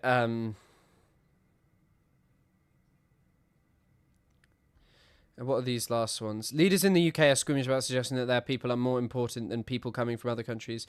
President Trump... What do you recommend for growing your children? And I've seen so many children. I've seen so many brilliant children of brilliant people. Of course you've seen brilliant children. You love the children, don't you, Donny? Go bad and become tremendous failures. And I find that so much of it's caused by drugs, alcohol, different substances. And I always would say to my kids, no drugs, no alcohol, no cigarettes. I'd say no cigarettes too. It's not of the same, but it's, if you can avoid it. Because if you don't start it, you don't have a longing. I mean, I have friends that long to have a cigarette. Yeah. They quit smoking, but they long, and they see somebody with a cigarette, it's like they're caged lunatics, okay? But even more so with drugs and alcohol. And I would always tell my kids no drugs, because no drugs or alcohol. I said, over the years, I've seen really smart parents have really brilliant kids, and the kids are a disaster because they got hooked in drugs. No, those were just the normally... You loved that, Trump, because the women you were probably preying on with Epi, with your best friend Jeffy, was probably on drugs and alcohol. And when you're hooked, it's hard to get off. And if you never start them, like I've never had a drink in my life, and I don't take drugs. Yeah. I have no longing, but people that do, the drugs they don't talk about as much, but when they see... When you have a person that suffered with the alcohol curse, and they're out to dinner and they see the alcohol curse, you know, some of your wonderful whiskey or whatever. Yeah. When they see that coming down the plank, they say, "Oh man, does that look good?" I don't know. A lot of weird people are teetotal. Jimmy Savile was fucking teetotal. You never start. It's so easy. No, I have other problems. You know, I got plenty of problems like everybody else, but it's just not a problem that I have. And I always say no. You just have an addiction to young women. No drugs, no alcohol, no cigarettes. Ivanka said to me, she said, "Dad, you're driving me crazy. Stop saying that." I'd say it all the time. Whenever I see him, no drugs, no alcohol, no cigarettes. So I think it worked, but it's just amazing that this is like considered a serious lawsuit. This is just that this is just meant to be a serious interview. There is not one mention of the most important thing, but we have one more segue before we get into this. And I love women. But Arnold Palmer was all man, and I say that in all due respect to women, and I love women. But this is a guy that was all man. This man was strong and tough. And I refuse to say it, but when he took showers with the other pros, they came out of there, they said, "Oh my God, that's unbelievable." I had to say it. We have women that are highly sophisticated here. We have women that are highly sophisticated here. Why was he looking at this guy's cock? Poor Arnold Palmer. Did Arnold Palmer die? Because terrible stuff for him. But yeah, it's just like, it's just unbelievable. It is genuinely just unbelievable. And this is why we'll get into the segue. Oh, wait. There's one final one, which is this one, which is unbelievable, which I assume some of you have seen. We denuclearize. Mr. President, could you tell us why you needed to get an MRI? I understand that the results were good, but what was it for? Because it's part of my physical. Getting an MRI is very standard. Well, you think I shouldn't have it? Other people got it. Typically an MRI I had an MRI. Here's what the story is. I had an MRI. The doctor said it was the best result he has ever seen as a doctor. What would be the best result of an MRI? Do you think they found like some amazing stuff inside of him? That's it. But I had an MRI as part of my standard yearly, or I think they do it every 2 years, but I have the physical every year, and the result was outstanding. Is it your brain? Did you know? I have no idea what they analyzed, but whatever they analyzed it well, and they said that I had as good a result as they've ever seen. Now, the other thing I took, as you know, a very advanced test on mental acuity, because I think a president should have to do that. And as you probably heard, I aced it. I got a perfect score. I got the highest score. I got a perfect score.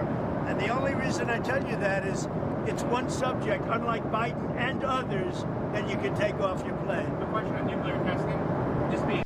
Crazy stuff. But yeah, I mean, well, whatever his MRI is saying, I think Trump is in some dark situation, because obviously Trump's close friend, or former close friend, they did actually fall out, Jeffrey Epstein, has been back in the news. And the amount of stuff, like when I was covering this on Friday, I was literally getting stressed because Donald Trump and Epstein with everyone, it's unbelievable. So obviously this all began with, hold on, let me see. So this all began with fucking Lex Friedman. Help push the Pentagon to release more footage, which a lot of people claim is available. Oh, yeah, sure, I'll do that. I would do that. I'd love to do that. I have to do that. But they also are pushing me on Kennedy. And I did release a lot, but I had people come to me and beg me not to do it. But I'll be doing that very early on. But I would do that. There's a moment where you had some hesitation about Epstein, releasing some of the documents on Epstein. Why the hesitation? I don't think I'm not involved. I never went to his island, fortunately. But a lot of people did. Why do you think so many smart, powerful people allowed him to get so close? He was a good salesman. He was, was a hale and hearty type of guy. He was a real captain of industry. He had some nice assets that he'd throw around, like islands. But a lot of big people went to that island. But fortunately, I was not one of them. It's just very strange for a lot of people that the list of clients that went to the island has not been made public. Yeah, it's very interesting, isn't it? Probably will be, by the way. Probably. So if you're able to, you'll be... Yeah, I'd certainly take a look at it. Now, Kennedy's interesting because it's so many years I love how quickly he pivots away from it, but we still got the thing of him saying, yeah, I'm going to release it. I'm going to release it. And then obviously we had...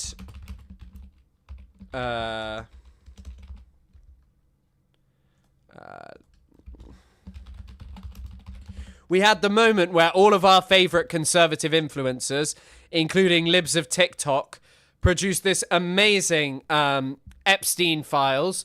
I wonder why they stopped speaking about it, because ultimately, what like the most interesting aspects of this are first of all things that these four people, I mean, isn't one Jack Posobiec and then just other idiots?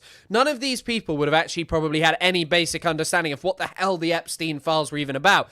But like, the most interesting stuff in the Epstein files are like Epstein courting businessmen, the fact that he was told by Michael Wolff, a journalist, that he was going to be able to manipulate Trump for favors if he handled the Epstein handling correctly. But yeah, it's very obvious why libs of TikTok... Who are these people? Is that Jack Posobiec? Who's this guy? Looks like fucking Michael Rappaport, Billy Bear Ham over here. Billy Bear Ham ass-looking dude over here. And then, yeah, just all of these people who just like, who obviously weren't going to release it because all of this stuff is the probable threat to Trump, which is... what the threat to Trump lies in from Jeffrey Epstein is how do you square this? Because things like grab her by the pussy, like, his discussion, him being found liable of... Who was he found... Trump knew, the E. Jean Carroll lawsuit that he'd assaulted her in a dressing room, that a jury concluded that he'd done it. All of that stuff could just be put into this base of like, oh, everyone's got a bit too woke, and tapping into, the 2016 Me Too stuff and all of this kind of things. You could kind of like get with that and be like, oh, Trump's just being targeted for who he is and the woke left wants to take him down. But when it comes to fucking around with Jeffrey Epstein, it's pretty hard to sell pedophilia, It's pretty fucking hard to sell pedophilia. I'm afraid to tell you, you're not going to be doing very well doing this kind of stuff. And so Trump has no response, and we've kind of seen like how bad the breakdown is getting. Mr. President, can you respond to these Epstein emails that were released today? He's just got, it's like Ethan Klein, just a bunch of sycophants around him telling him, well done, as he cognitively slips into another insane spiral. Like just more Donald Decline and Ethan Decline, the best of friends.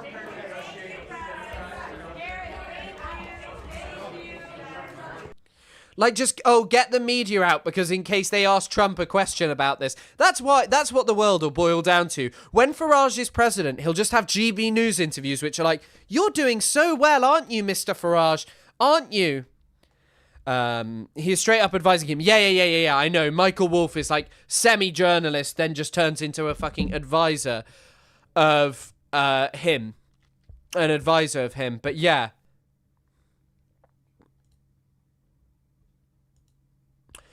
There are some really funny Jeffrey Epstein things. So obviously, yeah. But then we had more from Trump of like kind of just ignoring questions about Epstein, including reposting this neo-Nazi, apparently, who the account is allegedly of a neo-Nazi, who debunked the Epstein files. So let's listen to his Epstein files debunking. I don't know where to put this. Okay, right. Epstein hated Donald Trump. This was already known.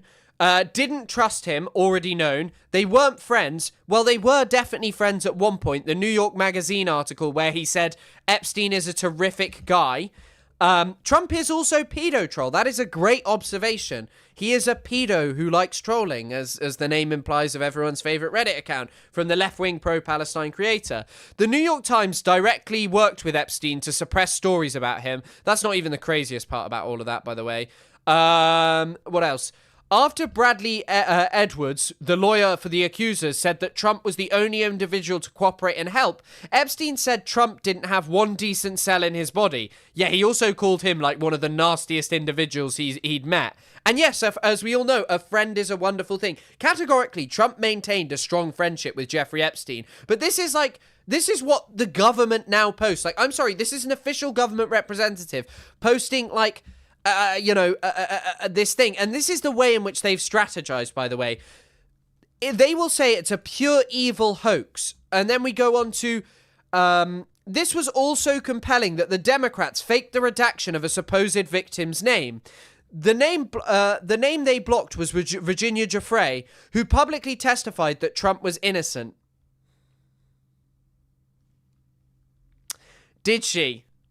I know that she did, but it seems like Epstein's emails are incongruent with that. Oh, and also Russiagate was confirmed a hoax, just like was said. I mean, Epstein was in very direct contact with him, but this is now who they post, and like they give the Epstein files to like their friendly journalist, libs of fucking TikTok, who was destroyed by Taylor Lorenz. Woke libs of TikTok destroyed by Taylor Lorenz.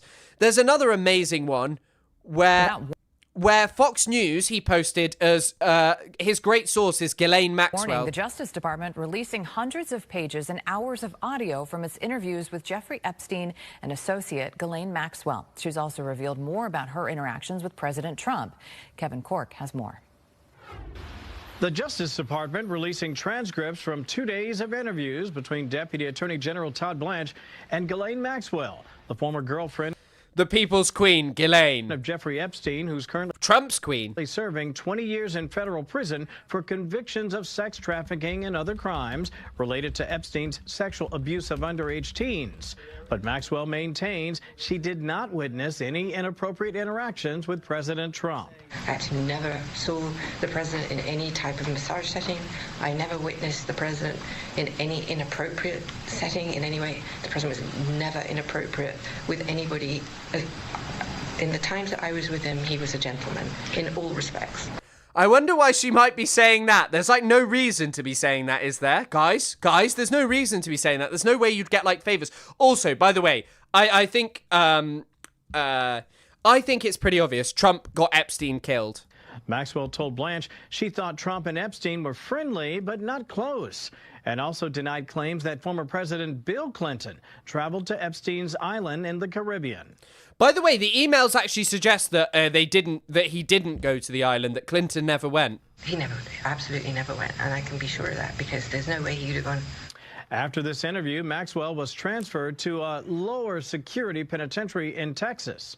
In a statement, I like how he posted this as like really strong evidence for of like him not being a pedophile or not being involved with Epstein in any fucking way, and then it's just like Epstein. She was actually moved to a low security prison for this. Attorney maintains her innocence. Quote, her demeanor and credibility are clear for anyone to hear.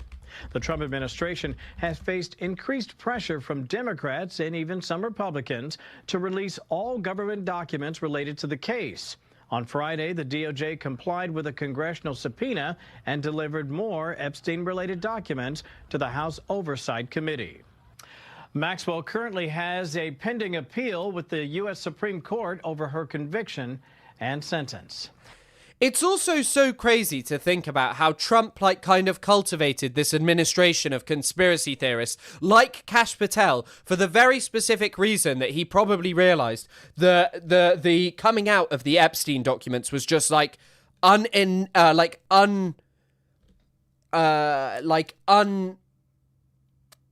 unstoppable, I guess is the word I'm looking for. Yeah, that it was going to happen. And so he got someone like Kash Patel to go on Joe Rogan and look at him like really wide-eyed and go, Epstein never, ever, ever was killed. I'm sorry, I'm not a major conspiracy theorist. Epstein knew that he knew that at minimum, Trump had undeniably known that women were sexually abused and had done very limited amounts about it, that Donald Trump was not some figure who actually gave a fuck about the girls, that he had like a relationship with him. And the word I am looking for is inevitable, but unstoppable. Yes, thank you. Inevitable. This is undeniable that it was going to happen. And so he got people like Kash Patel, Dan Bongingo in the thing. And also, by the way, I just was thinking about this before. I don't know where it's from, but allegedly, Leslie Wexner, the billionaire, Leslie Wexner, no, it's just pulling up. Leslie Wexner and apparently Jeffrey Epstein, according to TrueAnon, maintained a sexual relationship. But by the way, this isn't even where the shit with Ghislaine actually ends. Democratic Congressman Jamie Raskin's demanding answers after he says a whistleblower reported Ghislaine Maxwell is receiving preferential treatment in prison.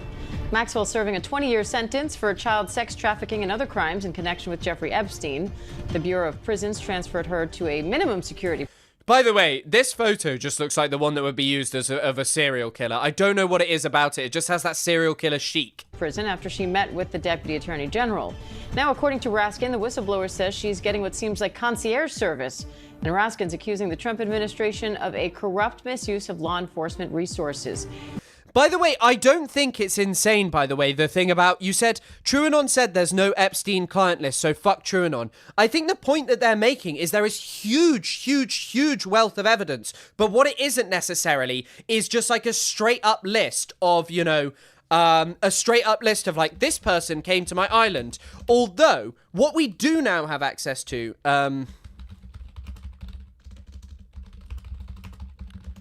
is Tony Soprano lover, by the way. You have to shout her up. Trump kept writing these late night lists of like, oh, fuck. Let me see if I can find this. There's a really funny late night list. Let me see if I can get it. Hold on, I'll probably be able to get it now. Oh, motherfucker.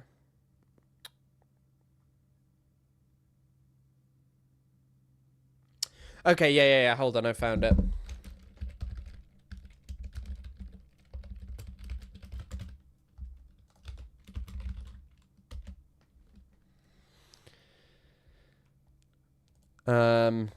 Hold on.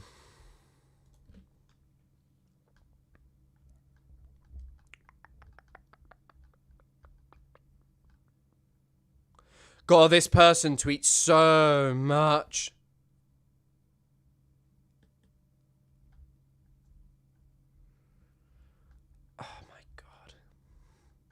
I was hoping to find this thing easily, but it's just tweet after tweet after tweet.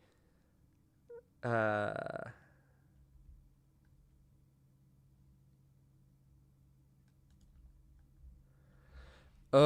where the fuck is this?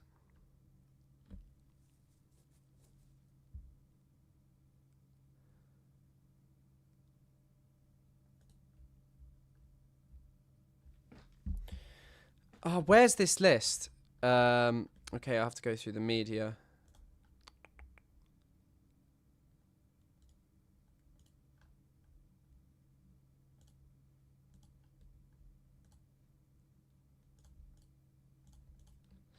Here we go.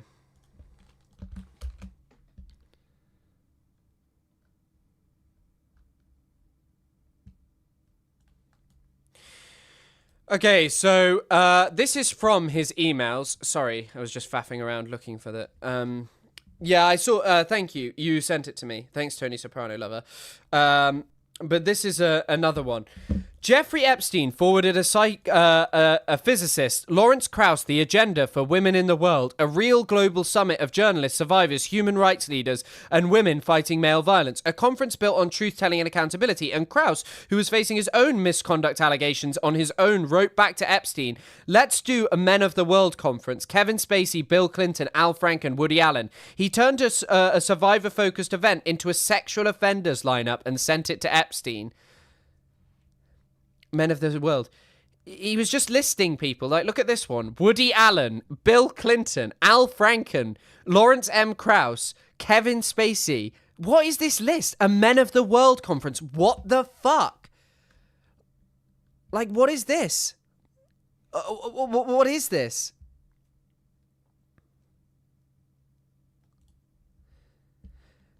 Amber Speaks Up is basically just saying it's a way in which they could do abuse, or probably even improve abuser skills. But the actual list I was looking for is... here we go. This is the one I wanted. Thank you, Tony Soprano lover. Here's the list. Epstein kept emailing himself curated name lists. Top names in finance, science, media, diplomats, women. Usually late at night and with no explanation. It wasn't random. It was deliberate, organized, repeated, riddled with typos, his usual style. Whatever he was tracking, it mattered to him. And it raises serious questions. I don't know much about Khashoggi and his personal life. I know he got killed, but look, listen to this list. Khashoggi, spelt wrong. That's not how you spell Khashoggi, is it? Bunker Hunt, George Mitchell, Wayne Owens, Prince Andrew, Princess Met, Princess Sophie, Princess Alexandra, Princess Melusine, Bill Richardson, Bill Clinton, Hamad bin Jassem, I assume he means, Donald Trump. Me and Epstein are kindred spirits in the way in which we type, because I make many mistakes. Gov Map, Governor Young, Governor King, Woody Allen, Morgaine Fairchild, Mikovits, Marvin Davis, Herb Segal, Jimmy Ciane, Jez Staleek, Rothschild Agnelli, Kareem, Prince MBS, MBR Sultan Anas, Jabor, General Clark, Watson, Minsky, Churchill, Hillis, Romartian, Golenberg, Hauser, Koslim, Dan Gilbert, Larry Summers, Henry Rovsky, Stephen J. Gold, Murray Gemin, Jeffrey West, Halle Berry, Joanne Severine, Tom Pritzker, Leon Balk, Woody Allen. He loved Woody Allen. He mentioned him twice, and it was like, why do you think he typed him twice? He was a big fan of Annie Hall. But it's kind of weird, like, why do you have a list of a lot of people who have sexual misconduct allegations that you were sending to yourself in the evening? To yourself. You sent it to yourself in the evening. Why? Why was this being sent? He just loves Woody Allen, yes. And by the way, I think one of the things is, decoding all of this stuff is hard, but what I do think is a commonality between all of these people is either they had allegations against them or Epstein had something on them. And I genuinely think that it is undeniable that Epstein would have thought that he could have influenced these people, because that's what we literally have being sent to a journalist saying, no, don't take Trump down, play him. And Epstein was like, we have to look into these influence operations. This might even be a 2-stream thing, I'm not gonna lie. But yeah, just like, look at this stuff, there's so much. By the way, there's even something about fucking Cristiano Ronaldo.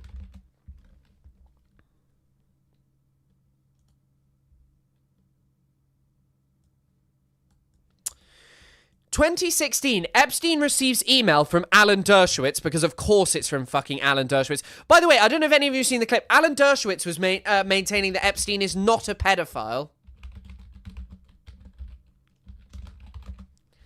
Amazing stuff, actually. I think that we just have to see this clip. All the focus is on... And by the way, it is amazing how many of these people are just Zionists. Like, these people are just Zionists. And Noam Chomsky has actually done something very fucking shameful.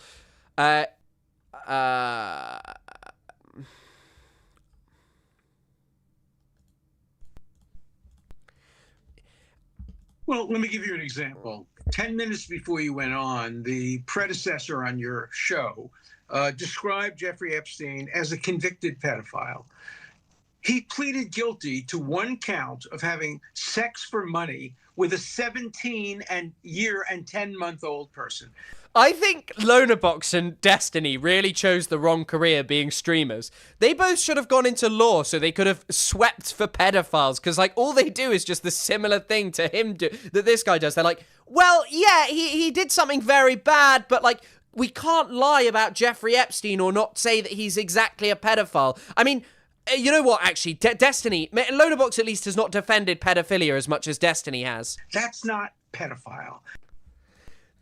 That I really, you know what? I need to get a soundboard thing. Pedophile. This is a quality soundbite. That's not pedophile. That's not pedophile. But yeah, people were talking about how, and I've seen loads of people talking about this. Also, the thing with Alan is complete BS, because the sweetheart deal that Epstein got originally only listed one girl as the primary victim, and his lawyers had it be the oldest. Yes, for all of the horrible things that Alan Dershowitz is, you know, he is a very competent lawyer. Why isn't Dershowitz... okay, I don't think Alan Dershowitz is not cancelled because of Jewish supremacy. Like, I don't think that's the reason that Alan Dershowitz is not cancelled. I think the reason that Alan Dershowitz is not cancelled is because Alan Dershowitz's entire career is premised on basically just like defending the most morally reprehensible people in society and being good at doing that. That's why he continually keeps appearing and like why he's not cancelled, so to speak. I don't think it's to do with Jewish supremacy. I mean, if he was saying the things he was saying about Palestinians, about Jewish people, he would probably be disbarred, maybe. I don't even know. But, yeah, I mean, so funny that, like, paedophile defenders just for some reason love Jeffrey Epstein.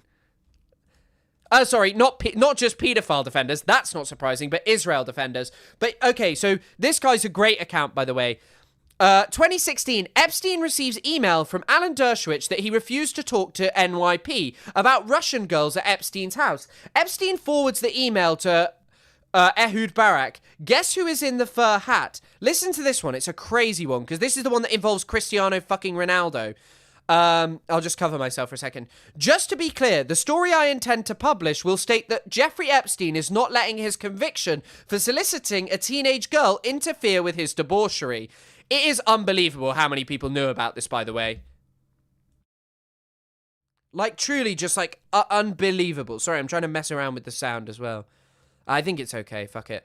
What an uncanny coincidence. Yes, for some reason, people who support Israel love supporting pedophile thing.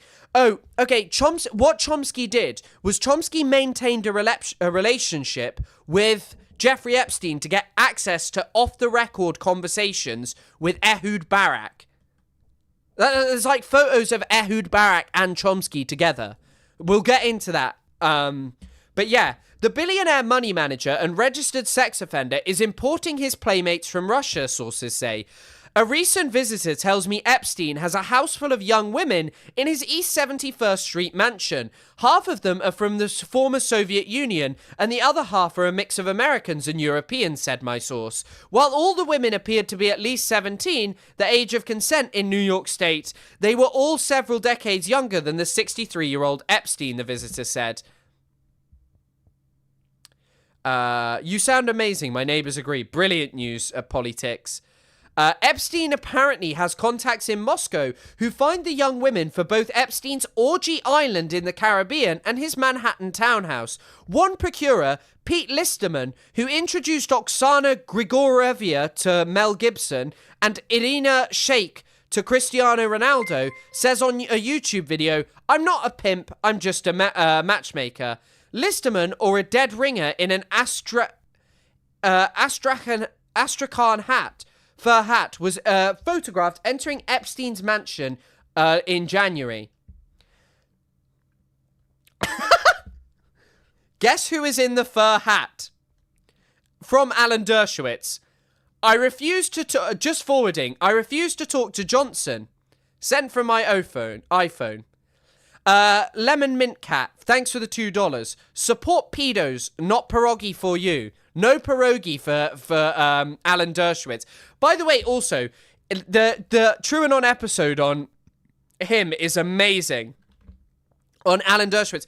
Apparently, he has like this major beef with Larry David's ex-wife, and eventually everyone just starts fucking hating him on there. Like on what's it called? Martha's Vineyard. But this is these are his connections. This is a connection list made by an organizational chart of his sex trafficking enterprise. Was developed in a comparative case study of Epstein and Nygaard. The organization distributes the work of sexual grooming among multiple actors. The central abuser is at the top. Dollar comes via tax-advised business. The Dersh. Thanks, Micam, for 6 months. Crazy. I just have to say, thank you for all of the donations. Like, thank you for, like, making this possible. I know I reiterate this every time, but thank you for watching. Thank you for being here for 6 months already. I know it was, like, and it's crazy that, like, I know, like, covering Ethan stuff obviously inflates the audience and stuff, and I will get videos out and it will help build the audience up. But it's crazy that there are, like, 300 of you in here on a Sunday, like, in an unplanned stream where I haven't pushed it anywhere else. And just supporting and, like, donating and being members. The fact that some of you are members for 6 months is crazy. And I was thinking of ways that we can, like, kind of reward that. I mean, I don't know, because I don't think there's enough members to go members only yet. But, like, I could do, like, some members only things. But, like, Micam, thank you so much. But, yeah, so here's how it operated. So Epstein was the capo trafficante. Ghislaine was the underboss. Ghislaine was she was the Silvio Dante of the Epstein empire. I mean, Silvio Dante himself was a bit of an abuser. Jean-Luc Brunel was a model recruiter, where there's some crazy messages from him. And then Jane Doe was the model/victim. Youth serving institutions. Is that where he was getting people from? Is that what that's implying? Because that is like classic work. iPhone for dicks. Notice the letter structure. iPhones are for pussies. Notice the hole in their lives. What are you talking about there? I'm listening while I put my baby down for a nap. Thanks for keeping me up to date. Well, also thank Tony Soprano Lover, who was a huge help with all of the research on this. And also just, like, going through Epstein stuff. Like, amazing work from her. Also, by the way, I've been thinking, I'm going to talk to Overzealots. I may say that rather than doing a weekly stream thing, that me and him should do, like, a weekly kind of, like, podcast section where we, like, talk about an issue and it's, like, a separate thing and it's just, like, us collaborating together. Because I wanted to do a podcast and I was thinking, like, oh, well, we're so far apart. And, like, even if I go to Canada, by the way, not a chance that I'm going to British Columbia because it's so far. But, like, I think me and Overzealots, like, talking about one issue where we, like, research it, like, heavily, that, you know, that would be, like, a fun thing and I think you'd like it. Chris is so loved, he's surprised. That sounds villainous. Yeah, no, it's not that I'm surprised. Why do you keep saying I need to do a banger? I'll be bangering you if you don't cool down. Jane Doe, I mean, there's a lot of Jane Does. House managers, so this was his scheduler. But yeah, it's interesting how, like, this is the, Darren Indicky is, Richard Kahn. These were the consiglieres. Crazy stuff. But yeah, sorry, we've gone off track because this is hard to fucking follow because there's so much. ABC News Justice reporter Alex Mallon has the details. So, Alex, what kind of privileges is Maxwell allegedly getting here? Oh shit, Overzealots, you're here before I've even announced it. Sorry for speaking down on British Columbia. It's just fucking... This was the crazy thing. We are like, if I go to Montreal, it's like the middle of where we are. Because, like, it's 6 hours to get from Montreal to BC. But I think that's the way forward. Because the stream had... Like, I loved the stream. I thought it was good. And I'd love to have you on again. But obviously it had the issue of, like, you know... it was lagging and stuff. But I think it would just be fun to cover this kind of stuff together. Because, I don't know. We don't need to be in person. Like, do we? I'd love to go to BC. It's just like, if I'm in Montreal, it's then like a 6-hour journey. By a failure to extend the Affordable Care Act tax credit. Describes it as top flight luxury service. He refers To various accounts from a whistleblower, he says that has contacted him from within the FCP Bryan facility in Texas, where Ghislaine Maxwell was moved in July following her interview with Deputy Attorney General Todd Blanche. And some of the, it's basically bullet point format of the allegations of the treatment that she's receiving extends to personal favors essentially handed by that warden in order for her to meet with her legal counsel, other visitors. There's another allegation that she... I am sorry. This woman was like a multi-millionaire, maybe even a billionaire. In fact, she was a billionaire. Why do her earrings look like whisks? Like, can you see this? Her earrings look like a whisk. Like, who wears those? I'm not sure. Maybe this is why the girlies don't watch me, because I have an atrocious taste in earrings. But still, I feel like those look just like whisks. Was granted access to puppies who become service dogs that are provided to people at that facility. Another where she is allegedly granted. Why are they using like these photos of her? Like she looks cool here. You can't see it, can you? She's like, what's she doing here? Like just in a car. Just use like a photo of her like in prison, and maybe don't just like stop showing them. But then maybe that's to keep viewer attention. Special access to workout facilities. Okay, Ghislaine is serving here. Wow. We're blocking his face because Ghislaine is serving in this image here. What is going on with Ghislaine? Wow. And after hours, so she won't have to interact with other inmates, and that she's receiving special deliveries of tailored meals to her cell, directly to her cell from people. They've said that they've heard from at least one correctional officer within the facility in FCP Bryan that basically says like they are shocked by the fact that she seems to be receiving such preferential treatment. You know, we've reached out to the Bureau of Prisons for comment. We've also reached out to that facility in Texas. The Justice Department has, more broadly just denied that Ghislaine Maxwell is receiving any kind of... Why is this so bad? Like, why do they keep accidentally playing the music? Preferential treatment. And in a statement, the White House said today, when asked about whether the president is reconsidering, granting her any kind of clemency for her crimes that she was convicted of, they just said that, as he has said, the president has said that he is not currently considering any sort of pardon for Ghislaine Maxwell at this stage. Now, this all comes from a letter Raskin sent to President Trump, and in it, he says the whistleblower also says Maxwell is preparing a commutation application. What are you watching for next? Well, in this letter, Raskin is asking President Trump to make available his Deputy Attorney General Todd Blanche, who did sit for that extensive interview with Maxwell. Have any of you listened to the interview? It is so fucking funny. The interview is literally hilarious. It's like, she's like, as he's leaving, she's like, Trump never touched up the women or something. But Trump might pardon her because she still has the information. She knows that Trump is like a pedophile. Like, I'm sorry.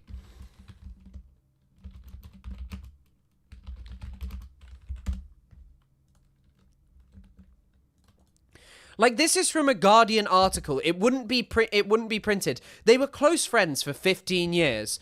But like, listen to this one. He's a terrific guy.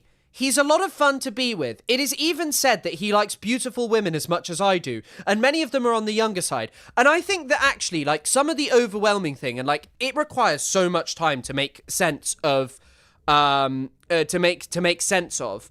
But like, yeah, like, it requires so much to make sense of. The thing is we already knew that Donald Trump was involved with Epstein. Were it any other prime minister or president or anyone in power, unless maybe it was fucking Bibi Netanyahu, then you'd find it be very hard-pressed to actually, like, get anything out of it.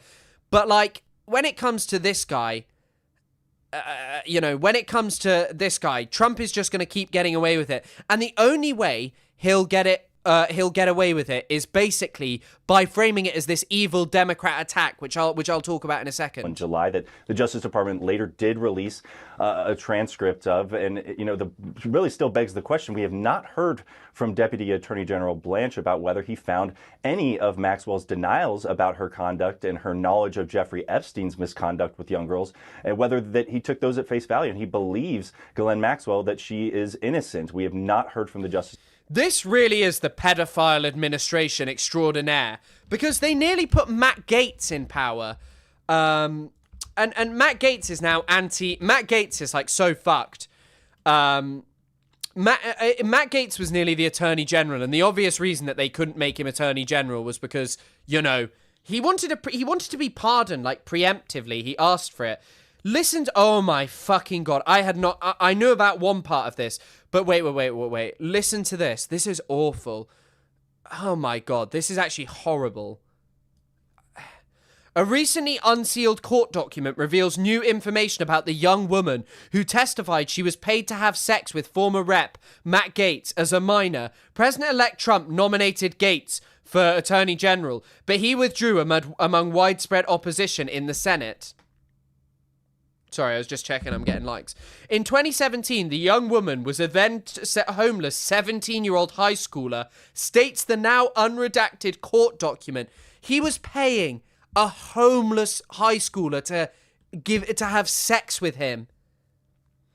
This and other court documents show the teen joined a sugar dating website that paired young women with men for money, where she met Joel Greenberg, the tax collector for Seminole County, Florida. Through Greenberg, she met a circle of his friends active in state politics. They included Chris Doworth, a Republican former member of the Florida House who was a lobbyist with an influential firm based in Tallahassee, and Gaetz, a Republican congressman from northern Florida. Really, really grotesque-looking man. Really, really grotesque-looking man.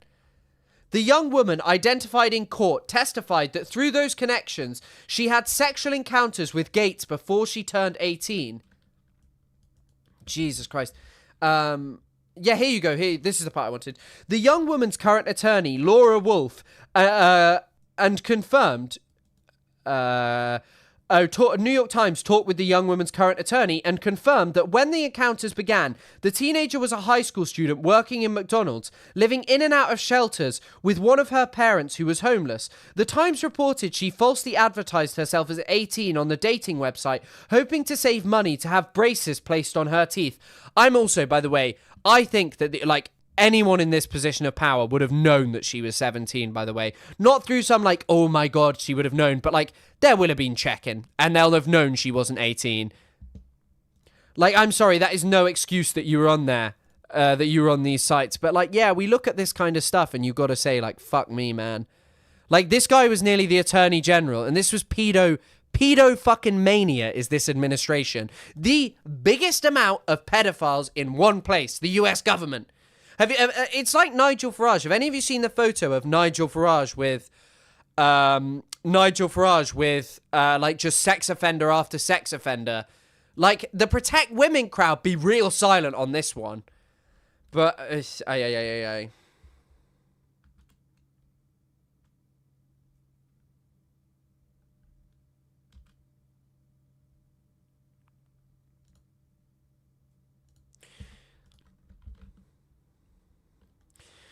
And, I don't think we really got, Epstein was, mega control of the world. But Epstein had a shit ton of fucking influence to do whatever he wanted. He had power over Trump. He had considerable power over multiple people. And he acted... There's a crazy document, by the way. We have to talk about this, a lot of the Gulf stuff involving what he was doing over there. But, yeah, the Democrats... This is how Trump will defend it, by the way. We'll just pull this down. Yeah, I'll have to hide the chat for a second, so I'll just show my face. The Democrats are trying to bring up the Jeffrey Epstein hoax again because they'll do anything at all to deflect on how badly they've done on the shutdown and so many other subjects. Only a very bad or stupid Republican would fall into that trap. The Democrats cost our country $1.5 trillion with their recent antics of viciously closing our country while at the same time putting many at risk, and they should pay a fair price. Hold on, I'll put myself up here. There should be no deflections to Epstein or anything else, and any Republicans involved should be focused only on opening up our country and fixing the massive damage caused by the Democrats. This is the only way that Trump will find to defend himself, by claiming it is a Democrat hoax. That is how Trump will be able to reframe this. It is about, and do you see again, how this is about an alternative kind of enjoyment? Trump turns it into a thing about, the Democrats are enjoying at our expense. They just love hoaxes. I don't love hoaxes. I'm the truth teller. They're detracting from real important evil that they're doing and how they're stealing money from the good American people. But yeah, it's crazy.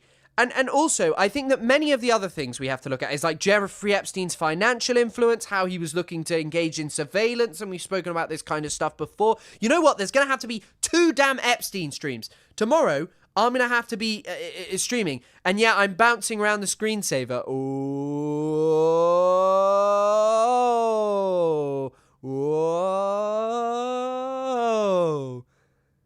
Look. I'm bouncing all over the place. I'm like that lady who was interviewing Trump. She was bouncing on the thing, glazing it. You know what I mean? Just crazy stuff. Let me pull this down, Kunzler. Yes. One theory is that they're opening a new Epstein to prevent documents from being released. I think Jeffrey Epstein had a lot more influence. And I think the stuff around Putin and Ehud Barak is major, and there are seemingly some emails which indicate that he was somehow involved with one of Ehud Barak's Israeli prime ministerial campaigns. But I think that, like, ultimately what you've kind of found out is that, fuck me, even after being convicted, for being a pedophile, Epstein was still kicking around with some of the most powerful people in the world because he had influence and power. And there's a crazy bit where the Gulf officials are asking how to deal with Trump because they knew Epstein had known him for a long time. How Banks knew he was a risky customer. I'm a risky customer. And still let him get money. Yeah, I know. It is depressing as fuck, like how this stuff just goes on. Peter Thiel is a link point too. Yeah, I mean, there's a funny old email which maybe I can find, but I don't know if I can find it right now, where Epstein is like, Peter Thiel was just on drugs. But yeah, I think maybe this could be the end for Trump. And this is also probably why he's worked so hard in cultivating a specific media and why GB News is so important for these, wannabe authoritarians. They need a press that just does nothing. A press that isn't going to push the wants of, general capital of, fuck, Trump being an Epstein associate is not great for business and all of this stuff going on. Probably get rid of someone, return things to some kind of normality. But if you just have a fully captured media, they aren't going to do shit and they're going to leave Trump in power regardless of what he's doing. He's dirt and leverage over people, would trade that info for more people and influence and access. Yes. It's kind of like, if you've seen All the President's Men, where they're just how they get more information, where they're just well, I know this thing. And no doubt Epstein was just going around getting more information and was well, I know this thing already. And he's but what do you know? And then it just kept increasing and he'd get himself details. Jesus Christ. Not only was politics, is all you're going to do, make sordid, bloody jokes in here. They would use this to get rid of Trump. Trump is irreplaceable. Trump is irreplaceable for a multitude of different reasons. J.D. Vance lacks any aura. First of all, J.D. Vance is cooked. J.D. Vance is just a weird couch fucker. His voice is so much less interesting than Trump. You have to understand, I think that this is an element of Trump which I'd underappreciated. When you think about it, Trump's voice is just everyone loves doing fucking impressions of Trump because he sounds so interesting. The way he says China, all of these things are crazy. Also, you know what? I wasn't going to do it, but maybe at once I'm done streaming, I'm going to go for about 3 hours. Maybe if anyone's interested, I'll play a game of CS live on stream. He was an info broker. Yeah, he was. Not only was Epstein kicking around, but I hear he was mostly... I've read that already. Trump has aura. J.D. Vance has no juice. He has a boring voice. And he's just not an interesting guy. He has nothing that Trump has. And so I think that Trump going is kind of a... Once upon a time, they were get rid of him. But who do they replace him with? Ted Cruz fucking failed. Yeah, I mean... Listen to this. This is a TrueAnon, the tweet that was on the TrueAnon.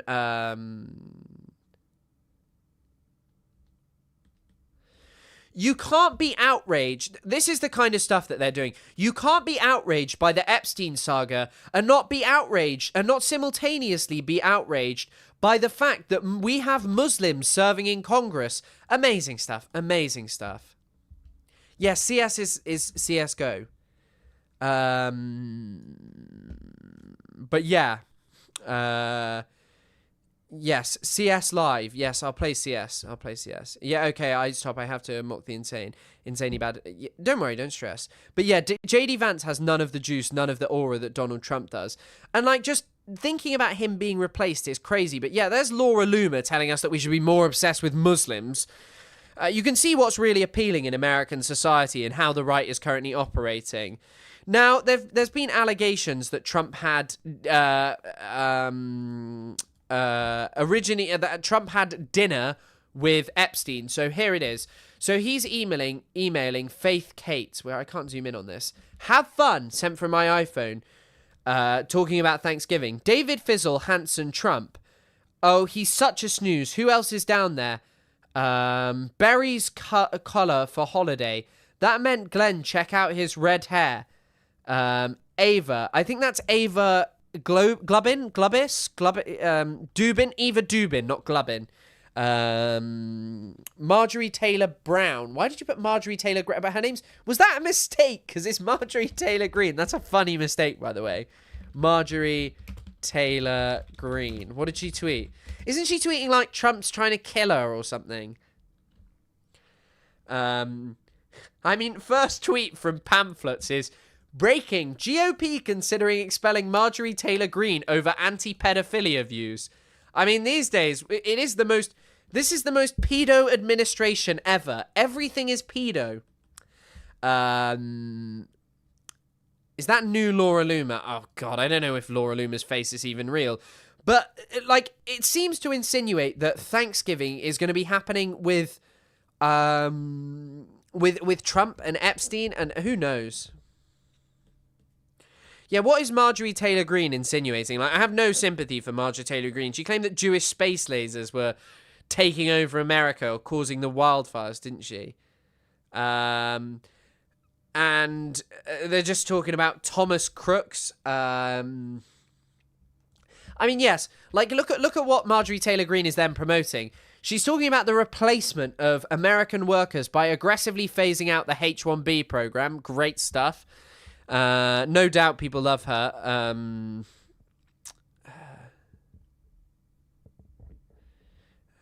Single most important issues.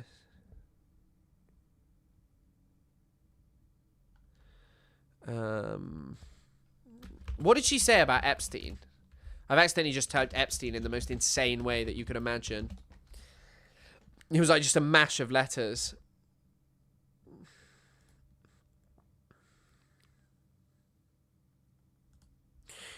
Trump is literally against her. On different... Has Elon Musk said anything? I'm not sure what's going on with Marjorie Taylor Greene, but I mean, it's not surprising. She said they work closely with Israel.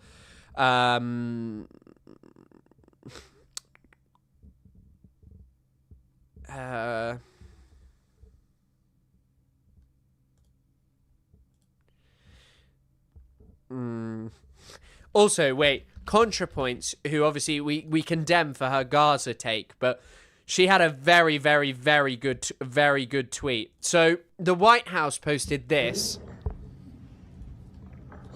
You want it, or you don't have to have it? Would you like it? She's smart. She said yes. So cute. Do you want one, honey? You want one too? Look at him. Oh, he's got a lot of Italian blood in him. Look, that's for you. Well, you must know what your name is. My name is Donald. Okay, do you want to pet? I love seeing boys with a lot of Italian blood in them. Want a pen?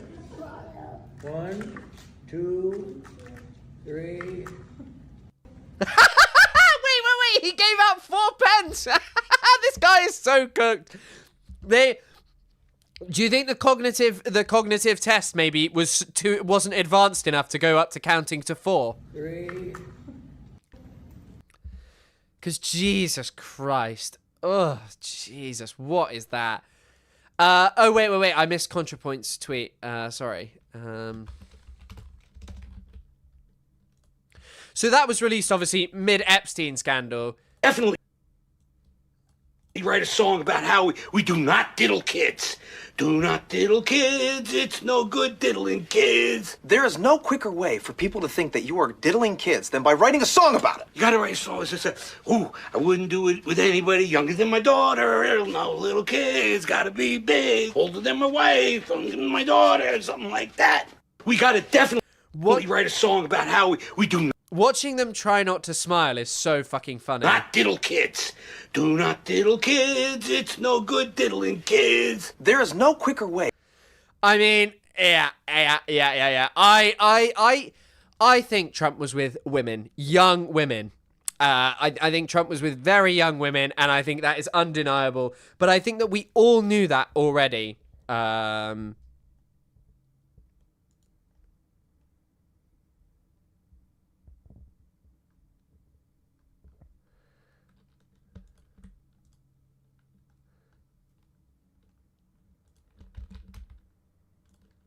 Sorry, what have the New York Times released here? Maybe the substance of the article is slightly better, but hold on, let me show you this article that the New York Times have released.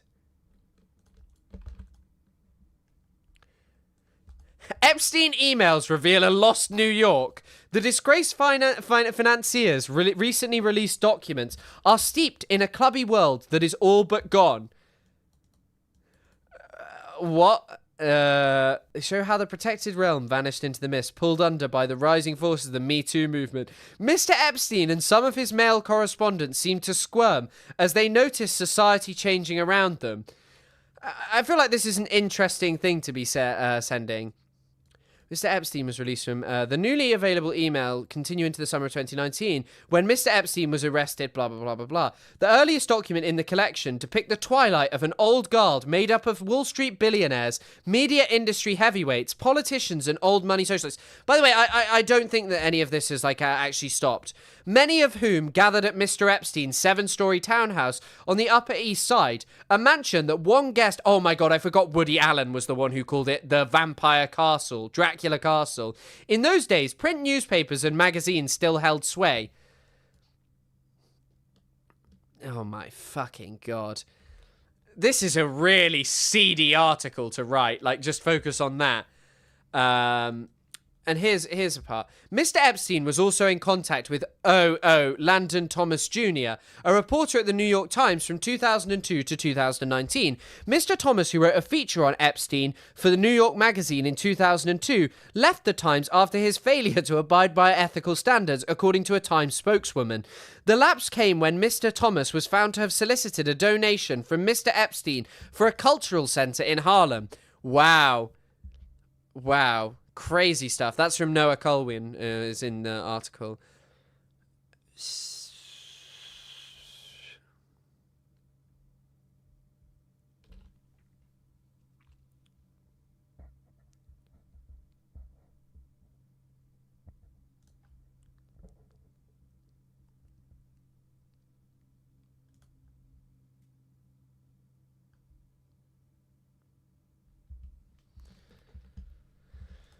Aye. Yeah, Woody Allen was really, really interested in Jeffrey Epstein. These two were good friends. We also have Epstein claiming that he was in the Trump Tower. So he's emailing here, Linda Stone. Importance high, Linda Stone. Perfect. Trump Tower. Stone. You still in Paris? Epstein. Wait, that doesn't... Oh, so this one comes after. So Epstein says, I'm in Trump Tower. She says, you still in Paris. How's that? Which team you pulling for? Too far to tell. We will know more come October 15th. My birthday, by the way. On my 16th birthday, Epstein was having a great day at Trump Tower. Do you think he can win? Linda Stone. Moving. Small places Raleigh and Bellevue. Wrapping up taxes, firing claim. Sorry, I need a fucking hay fever tablet. Oh, shit, I'm out. Oh, well. She asked him, will you have a cabinet position? What the fuck? Wondering if the fact so many people are on antidepressant, ADHD, and other drugs is what makes Trump appealing and his flaws invisible. That's not true, by the way. What the fuck? What is this? Will you have a cabinet position? What?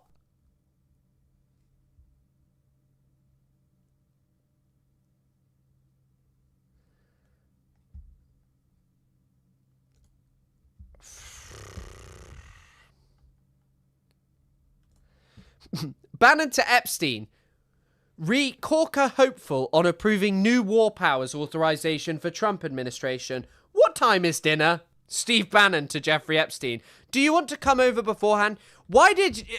It's so funny that Bannon's like part of the like right-wing movement of like, there are like loads of pedophiles in power, right? And he's like a hard right guy. So funny that he's like around him. That he was just around Epstein and refuses to release any of the footage that he has of it. Oh, the first message begins at the bottom. I see. Chris, hold still. I'll throw you some allergy pills. Too kind.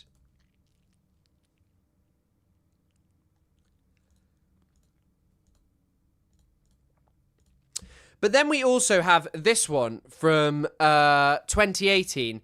He feels alone. This is from Jeffrey Epstein. That's 12/23.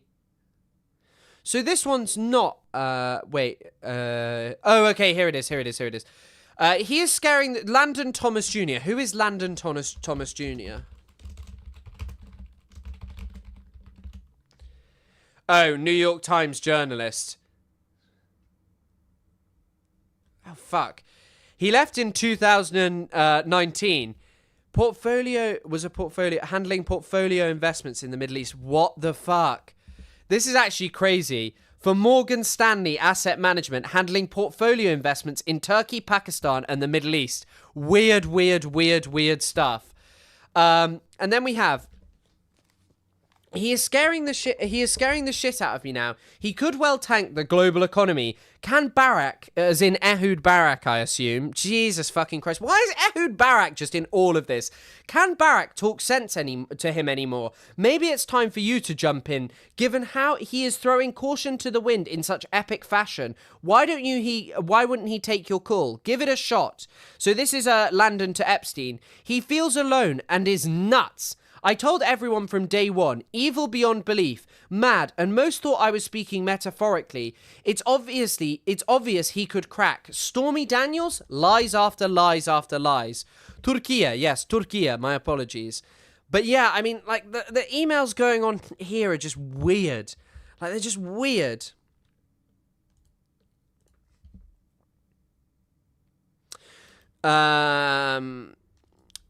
He associated as recently as when he was president. So, in 2017, from what appears to be an email, an Epstein victim, the woman writes, I'm at the door, but I will wait for my time. I don't want to come early to find Trump in your house. Significant that given that Trump claimed he had long cut off Epstein years before 2017.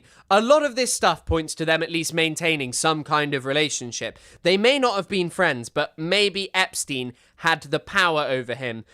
Vis-a-vis girls, perverse behavior with younger women. Yeah, I don't know. It's hard to really tell from just this. So, it starts here. Sorry, that is 2512 for the gate. 10 p.m. Should I bring a special cake from New York? Very well, just send me the address and the code to the door so I can get to the second floor, and send me the day and time. This is from Redacted. This is all redacted. You are welcome at my house always, and more private. By the way, this isn't actually a victim. I'm pretty confident that this is mentioned by let me just see if I can find the Matthew Petty article.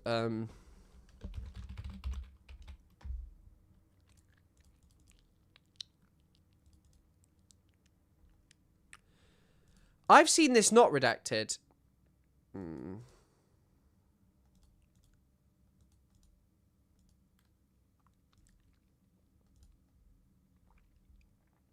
Oh, fuck, no, it's Tom Barak. It's not Ehud Barak. It's probably Tom Barak, by the way, on the previous one. Here's the next one. You are welcome at my house always, and more private. I have seen someone say that this is not a victim. These are the masters of the universe, and they're all idiots. Yes, they are all idiots. It's amazing that they're sending these messages from Gmail. Like, I know that this isn't everything, and maybe some might make the argument that this is just what Jeffy wanted us to find, but I don't know, bro. This is kind of crazy to me that you'd just be using Gmail for this. You are welcome at my house always, and more private. Sent from my iPhone. At the moment, I was flying to Paris on the 8th. I can leave earlier and get to Paris by 8:30 if you like to meet there. Geneva, difficult to fly out of at night. Or lunch Saturday in Paris. Can we have dinner in Geneva on... Oh, sorry, you're right, this is actually the beginning. Sorry, I've read this the wrong way around again. I'm sorry, I know what you're saying. I will get better at this. But anyway, it culminates with him saying, I am at the door, but I will wait for my time. I don't want to come early to find Trump in your house. Smiley face, smiley face, smiley face. Really weird. Do you know there's a funny quote from Theodore Herzl?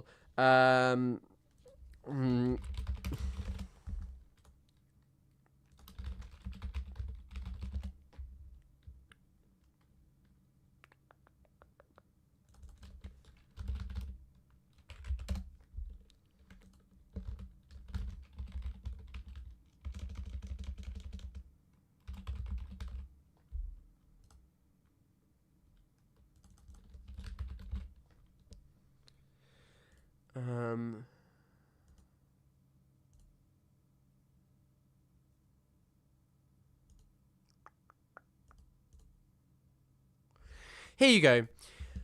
Theodore Herzl said, men are ruled by the simple and fantastic. It is astonishing with what little intelligence the world is ruled. Believe me, the politics of an entire people, especially one that is scattered all over the world, can only be made out of the imponderances that float high in thin air. He's talking about the Zionist project.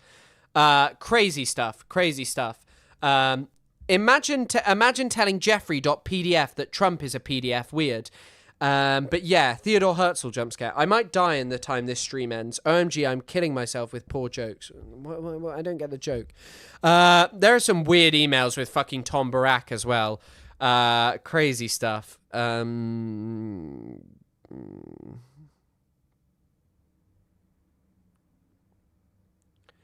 me see if I can find it.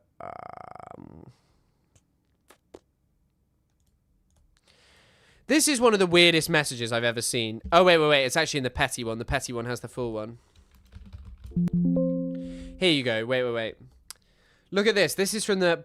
Barack did not respond. Here's the email. Okay, so right. It begins at the bottom. Yes. March 9th. Yes. Hope... oh, no, wait. No, it doesn't. Send photos of you and child. Oh, no, wait. Hope you're good. Let's catch up. Send photos of you and child. Make me smile. Hope you are well. Photos look good. FYI, I receive many calls a week about both Donald, beauty contestant Mar-a-Lago, etc., and Clinton from reporters. Less so recently with Clinton, but my answers have always been, I have nothing to say, or I try to ignore altogether. A few times I have been ambushed on the street with questions, but I am more careful now. So, the stuff that's going on here is weird. It's weird. Like, he was sending Tom Barack messages about photos of child that he wanted to see. But the Matthew Petty article's crazy. Love your streams. Thank you. Yeah, he was the one calling Arab journalists and saying that you behave like animals. And he's just a close associate of Jeffrey Epstein. Oh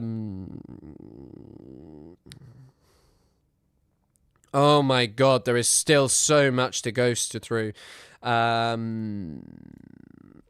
We also have this, like, would you like photos of Donald in bikinis in my kitchen? Now everyone coming to me thinking I have juicy info on you and Donald Trump. My God.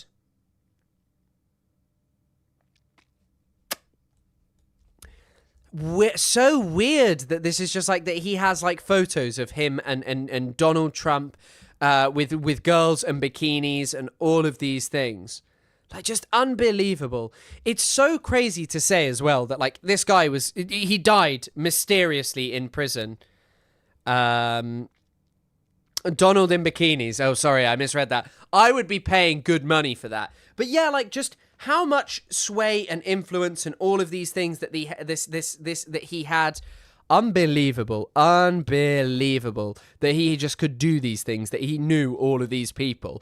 Like, I'm sorry, I'm not a conspiracy theorist, and I don't believe Jeffrey Epstein is the way in which we should try and understand how the world works or why things happen. But what I do have to say is that Donald Trump is someone who was definitely very close to Epstein, and I think quite possibly had him killed.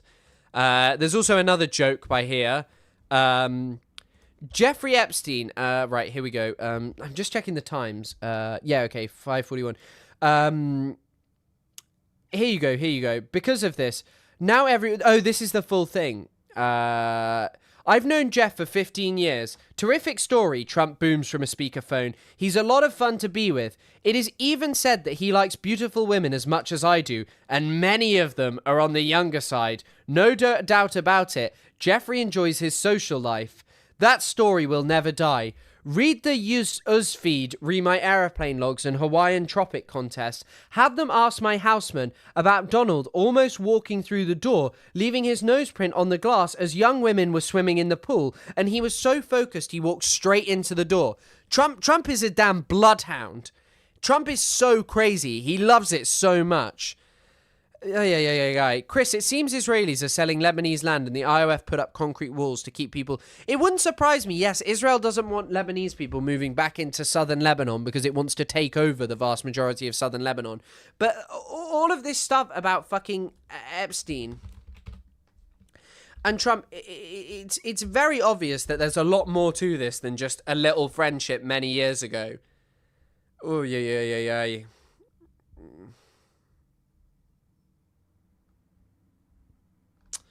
I'm just seeing if there's any like more interviews.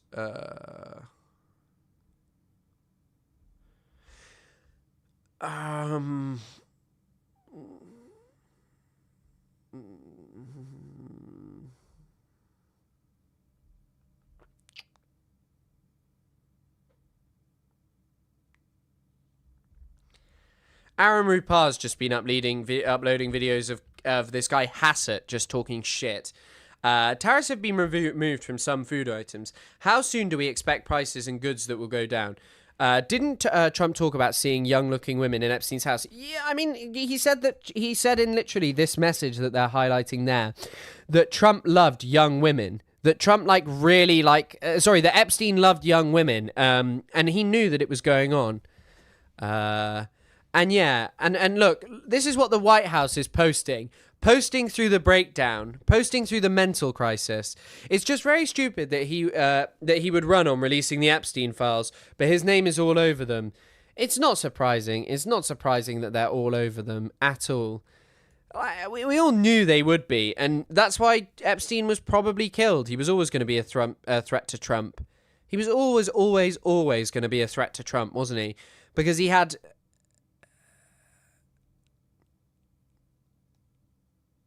What?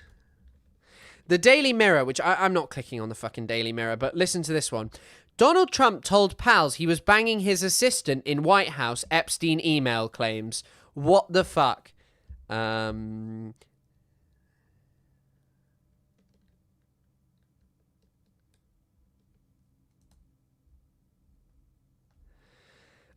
my God. Just this stuff of just posting, and there's just... By the way, all they're doing, as Midas Touch just posted, they're just posting photos of like Trump as this good fucking family man. And it's like, bro, you are not making these pedo allegations go away by posting photos of you and Melania. It's just insane. America's power couple. I feel like it was more him and Bill Clinton, the power couple.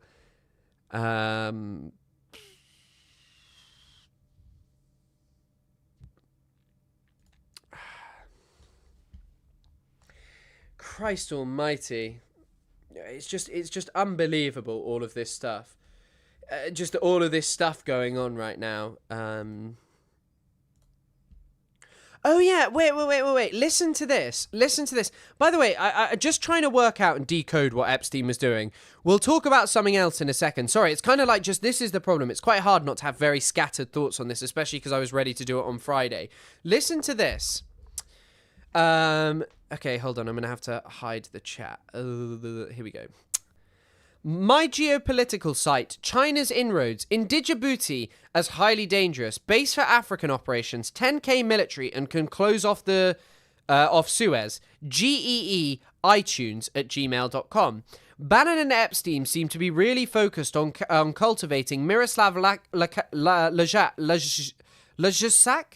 the former foreign minister of Slovak Republic, and at the time, the time of writing this, the president of the UNGA. Here we go. You being part of my group is a hack that allows a new person to be covered. You planted seed in Miro. Good. Yes. No. Miro is exactly the type of guy that will take this entire movement to the next level.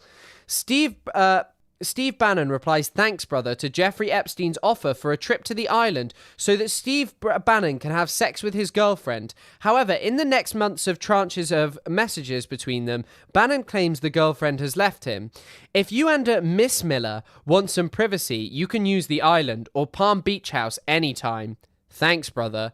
Wow. Amazing stuff. Amazing stuff. This is what America deserves. What, like a pedophile as their ruler? Yes. I mean, it's not really that surprising. I'm not going to lie.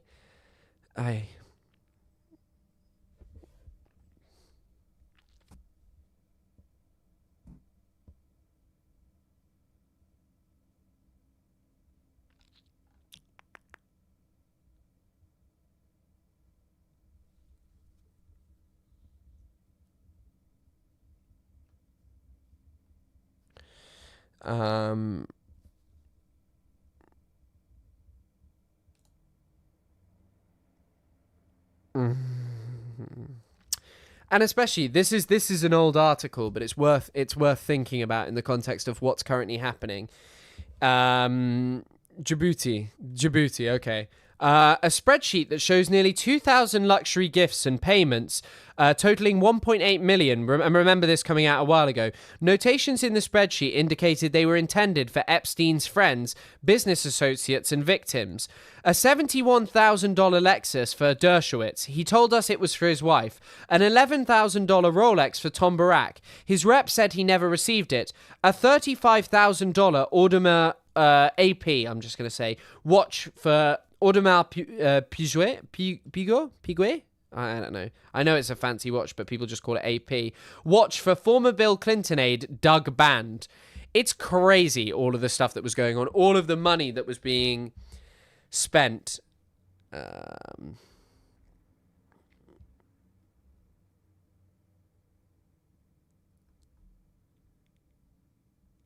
my God.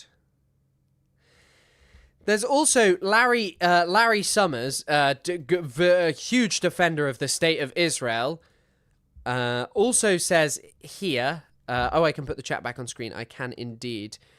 Huge trend here is apparently referring to a Chinese woman as Peril, as in probably a reference to Yellow Peril. Okay, so...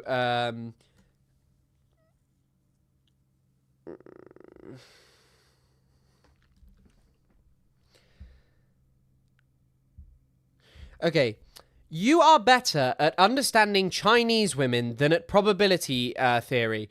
At understanding movement of money, too. The stock market models as a continuous function with a history and many past events. More like what is probability, you being reincarnated. That was sent by Epstein. Message, I'm more concerned that it may be like the probability of you in bed again with Peril. It's just some racist shit during Cohen hearing. Okay, we'll watch that in a second.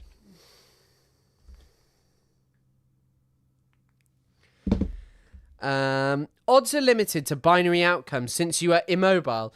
Do some homework. I concede your point on pessimism, but would under Bayesian rules feel comfortable as humans are biased towards bad outcome adviance. She is never ever going to find another Larry Summers, probability 0.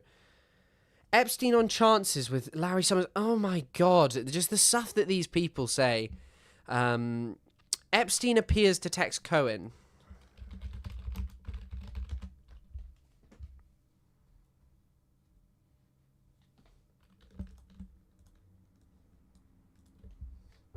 So apparently Epstein fed questions to Delegate Del Plaskett, U.S. Virgin Islands, during Michael Cohen congressional hearings in 2019. But just remember, he's a big dum-dum who couldn't have been possibly ruining an Intel-sanctioned sexual abuse blackmail scheme.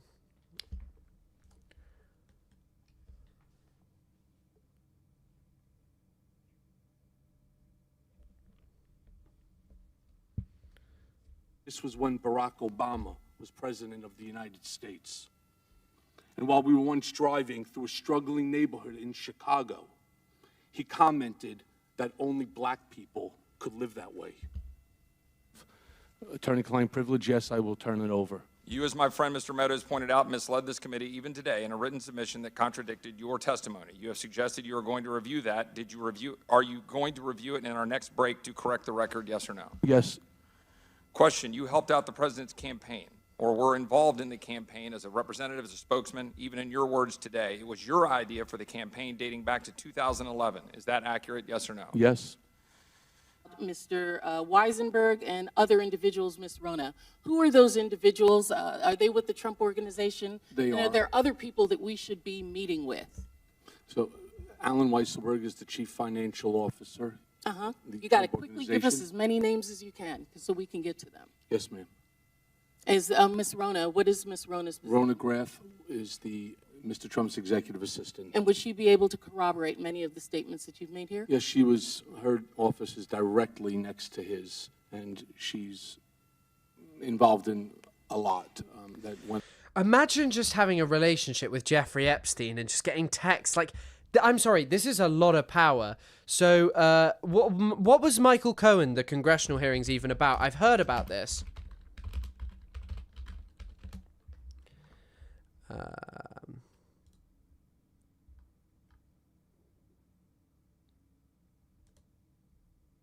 He is a racist, he is a con man, and he is a cheat.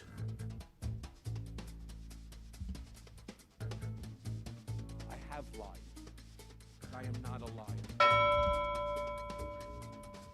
Mr. Trump knew from Roger Stone in advance about the WikiLeaks drop of emails to reimburse me for the hush money payments I made to cover up his affair with an adult film star. Is that his signature?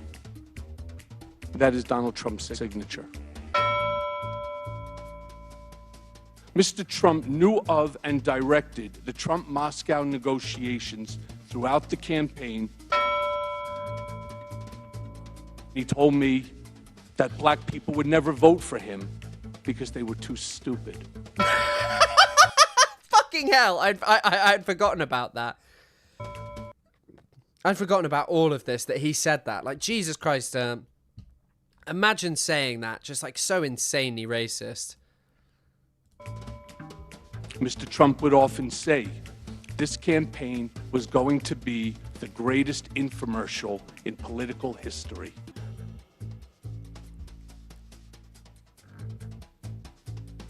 Mr. Trump had frequently told me and others that his son Don Jr. had the worst judgment of anyone in the world. So when you call Donald Trump a cheat, what would you call yourself? A fool.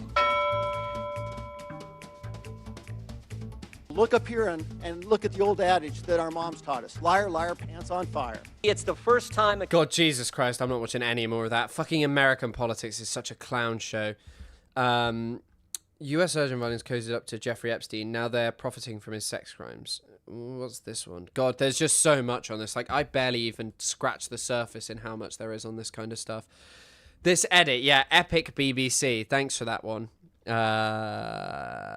What politics? What are you spamming? What even are these words? Are you okay? Are you sober? Or what are these messages? Okay. Jeffrey Epstein to Kathy Rumela. So this is Trump was a front man for money laundering. This is also probably some of the other stuff. I think more than like controlling the world. I don't want to fall into the belief that that Jeffrey Epstein controlled the world, by the way. I don't think it's at all true. But what I do think is the major truth in this is Donald Trump, he just had so much influence over people. So here we go. It would go something like this. One, Donald doesn't really own very much. He rents out his name. Hold on, yeah, I'm not covering it. He puts it up on building projects, etc., for a royalty or piece of the upside. He then claims the asset is his. It's very much like Hyatt Hotels. It says Hyatt Hotel on the front, but it is owned by someone else. Sometimes by Hyatt, but not often. Hyatt receives 3% per year of revenue and a piece of the profits sometimes if the hotel is sold at a profit. Money launderers need a name to purchase trophy properties. Why? There is a little suspicion. If a famous wealthy person buys a property that is likely to show in the press, it can't be Jojo, my driver, up front. So they approach wealthy people and tell them for just $2 to $5 million of doing nothing at all, just lend us your name, and the person gets the positives. And gets the positive press. So-and-so bought the most expensive painting, sold the most expensive house, diamond, etc. X, the Gans art collection was bought and sold by Joe Lewis. All the publicity was the Gans family estate selling etc. Hypothetically, someone approached Trump and said, "Can you buy the Palm Beach house in your name?" It was Trump Properties LLC. Not sure who actually owns the LLC. Donald can get a loan from the bank, but it is guaranteed by an entity controlled by RR, has a BVI co Zitrans that is owned by Family Trust. Wife settles agreement in Oct after Trump announces candidacy. The ILC agreement on the loan agreement allows Donald to get a few million for his name. R, in essence, is the owner. He was part of the Panama Papers release. He also sold the Da Vinci to MBS. If you are a gangster, where and how can you invest money? Answer, not through the front door. Donald's financial disclosures are the same. He represents his income as the gross receipts of his clubs. Means nothing at all, zero. No income as we know it. He spelt wrong. This guy is crazy bad at spelling. He lists his assets and their value, but not the corresponding loans against it, so no net number. I mean, ultimately, like, I think I'll probably close up with the Epstein stuff here quickly, and then if you guys want, I'll play a quick game of CS and you can watch me and I'll see how much you enjoy it. Basically, what fucking Trump is saying, and what Trump is fucking... I haven't played CS in a week, by the way, so I might be bad. But what Epstein seemed to have was a lot of information about Trump's dealings, his business dealings, his relationship with women, and I'm not gonna lie, Trump is a fucking idiot.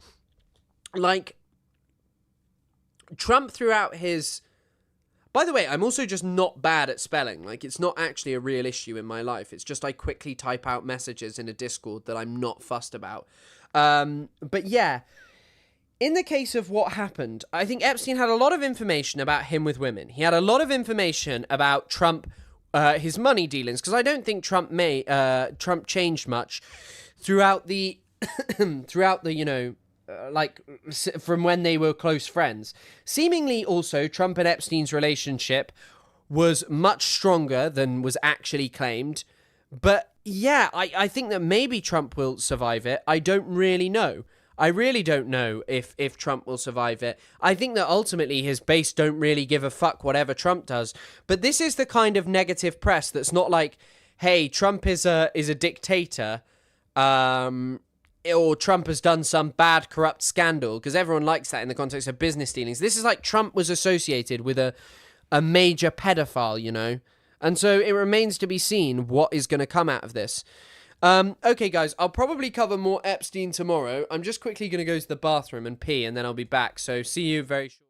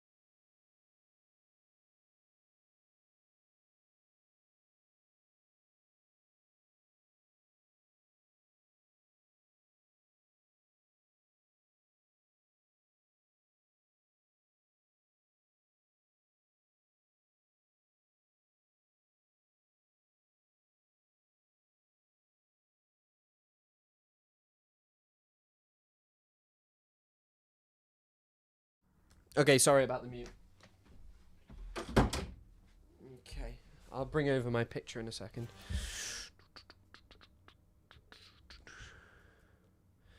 How's the volume? Ow. Okay, you're gonna watch me play some really bad CS. Right, I also want chat up on this screen. I can hear him just show him. Stream didn't end. No, stream didn't. Stream didn't end. Stop screwing with Chris. No, I was muted. I know I muted myself. Wait, I also probably need to like turn on the filter. Are you a camper? Lol? You can't camp in CSGO. It's not really like part of playing CSGO. Hold on. Game. Communication. Display and sound. Things. Text filtering. Count preferences. Oh, God, I need to turn on text filtering.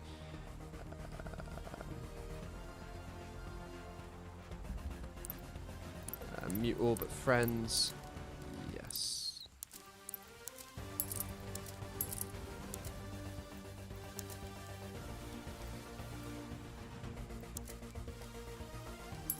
Any friends?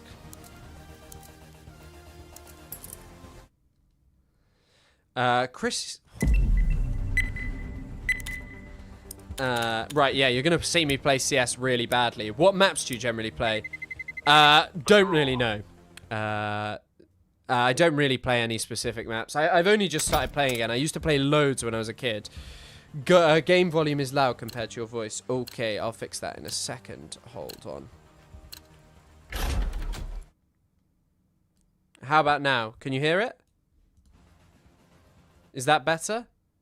Is it really that bad, my game volume? I already started playing. There's way too much violence for me. Can you play Cookie Clicker? I'm not playing Cookie Clicker. It's been ages. It's really loud for me, actually, so I don't think the problem is necessarily the thing. I'll just turn it down. Were you in a clan? Yeah, I used to play in a clan. We're playing Dust 2, which I don't really like. I don't know any smokes. I haven't played in like 3 days. So, yeah, we'll see how it is. I just thought, you know, the people want to see me stream something else. CS is where you learn to swear in other languages. Yeah, Suka. I know that. Play badly, don't care. Love that. Stream didn't end. How's the volume? Is it okay?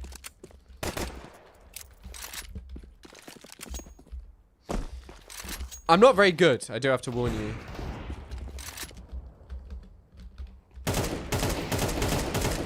Oh. Oh. Oh dear. Might be an issue that my internet can't take it. I don't know if that's just a standard issue. Volume is fine, Chrissy Poo. Good, good, good, good, good.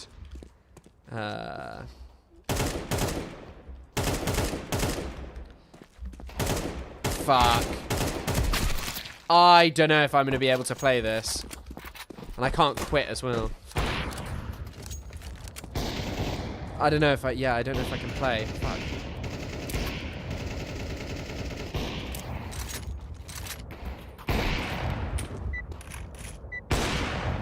Yeah, that's not this. Yeah, but the problem isn't that I died. The problem is that I can't aim, really. God, fucking the internet here. I'll see if it works. If it doesn't work, then I'll just have to play single-player games from now on, but it's worth testing. Maybe I'll have to cancel the stream. Hello, team. What's up, my N-words? Okay, right, yeah, gonna have to mute him. I don't feel like he's gonna say anything positive.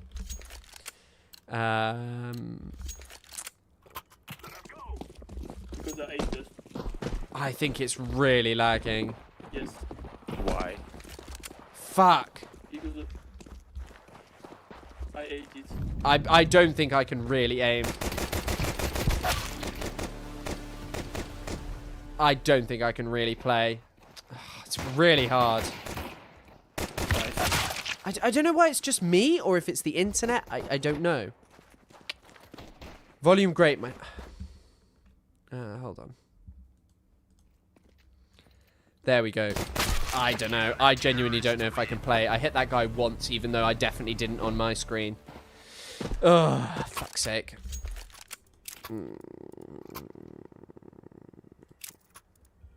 He just muted the philosopher of a great CS match. Yeah, the net jitter is terrible. Fuck me. I've got good ping, but it's the network. The network is just bad.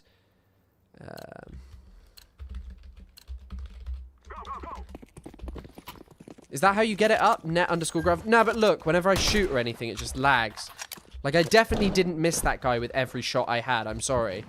Yeah, look, look, look. You can see it jittering. Oh, fuck me. Go, go, go. I think I may have to end the stream, actually. This doesn't really work in the way that I hoped it had. Okay, guys, I'll make up for this. Like, I'm bad at CS, and don't worry, I can happily admit that. You don't need good networking. Well, I mean, you do definitely need good networking. So I'll have to play something tomorrow that isn't this. It's a bit shit, I'll give you that. Net_graph does not show that. Look. Status, maybe? I don't know.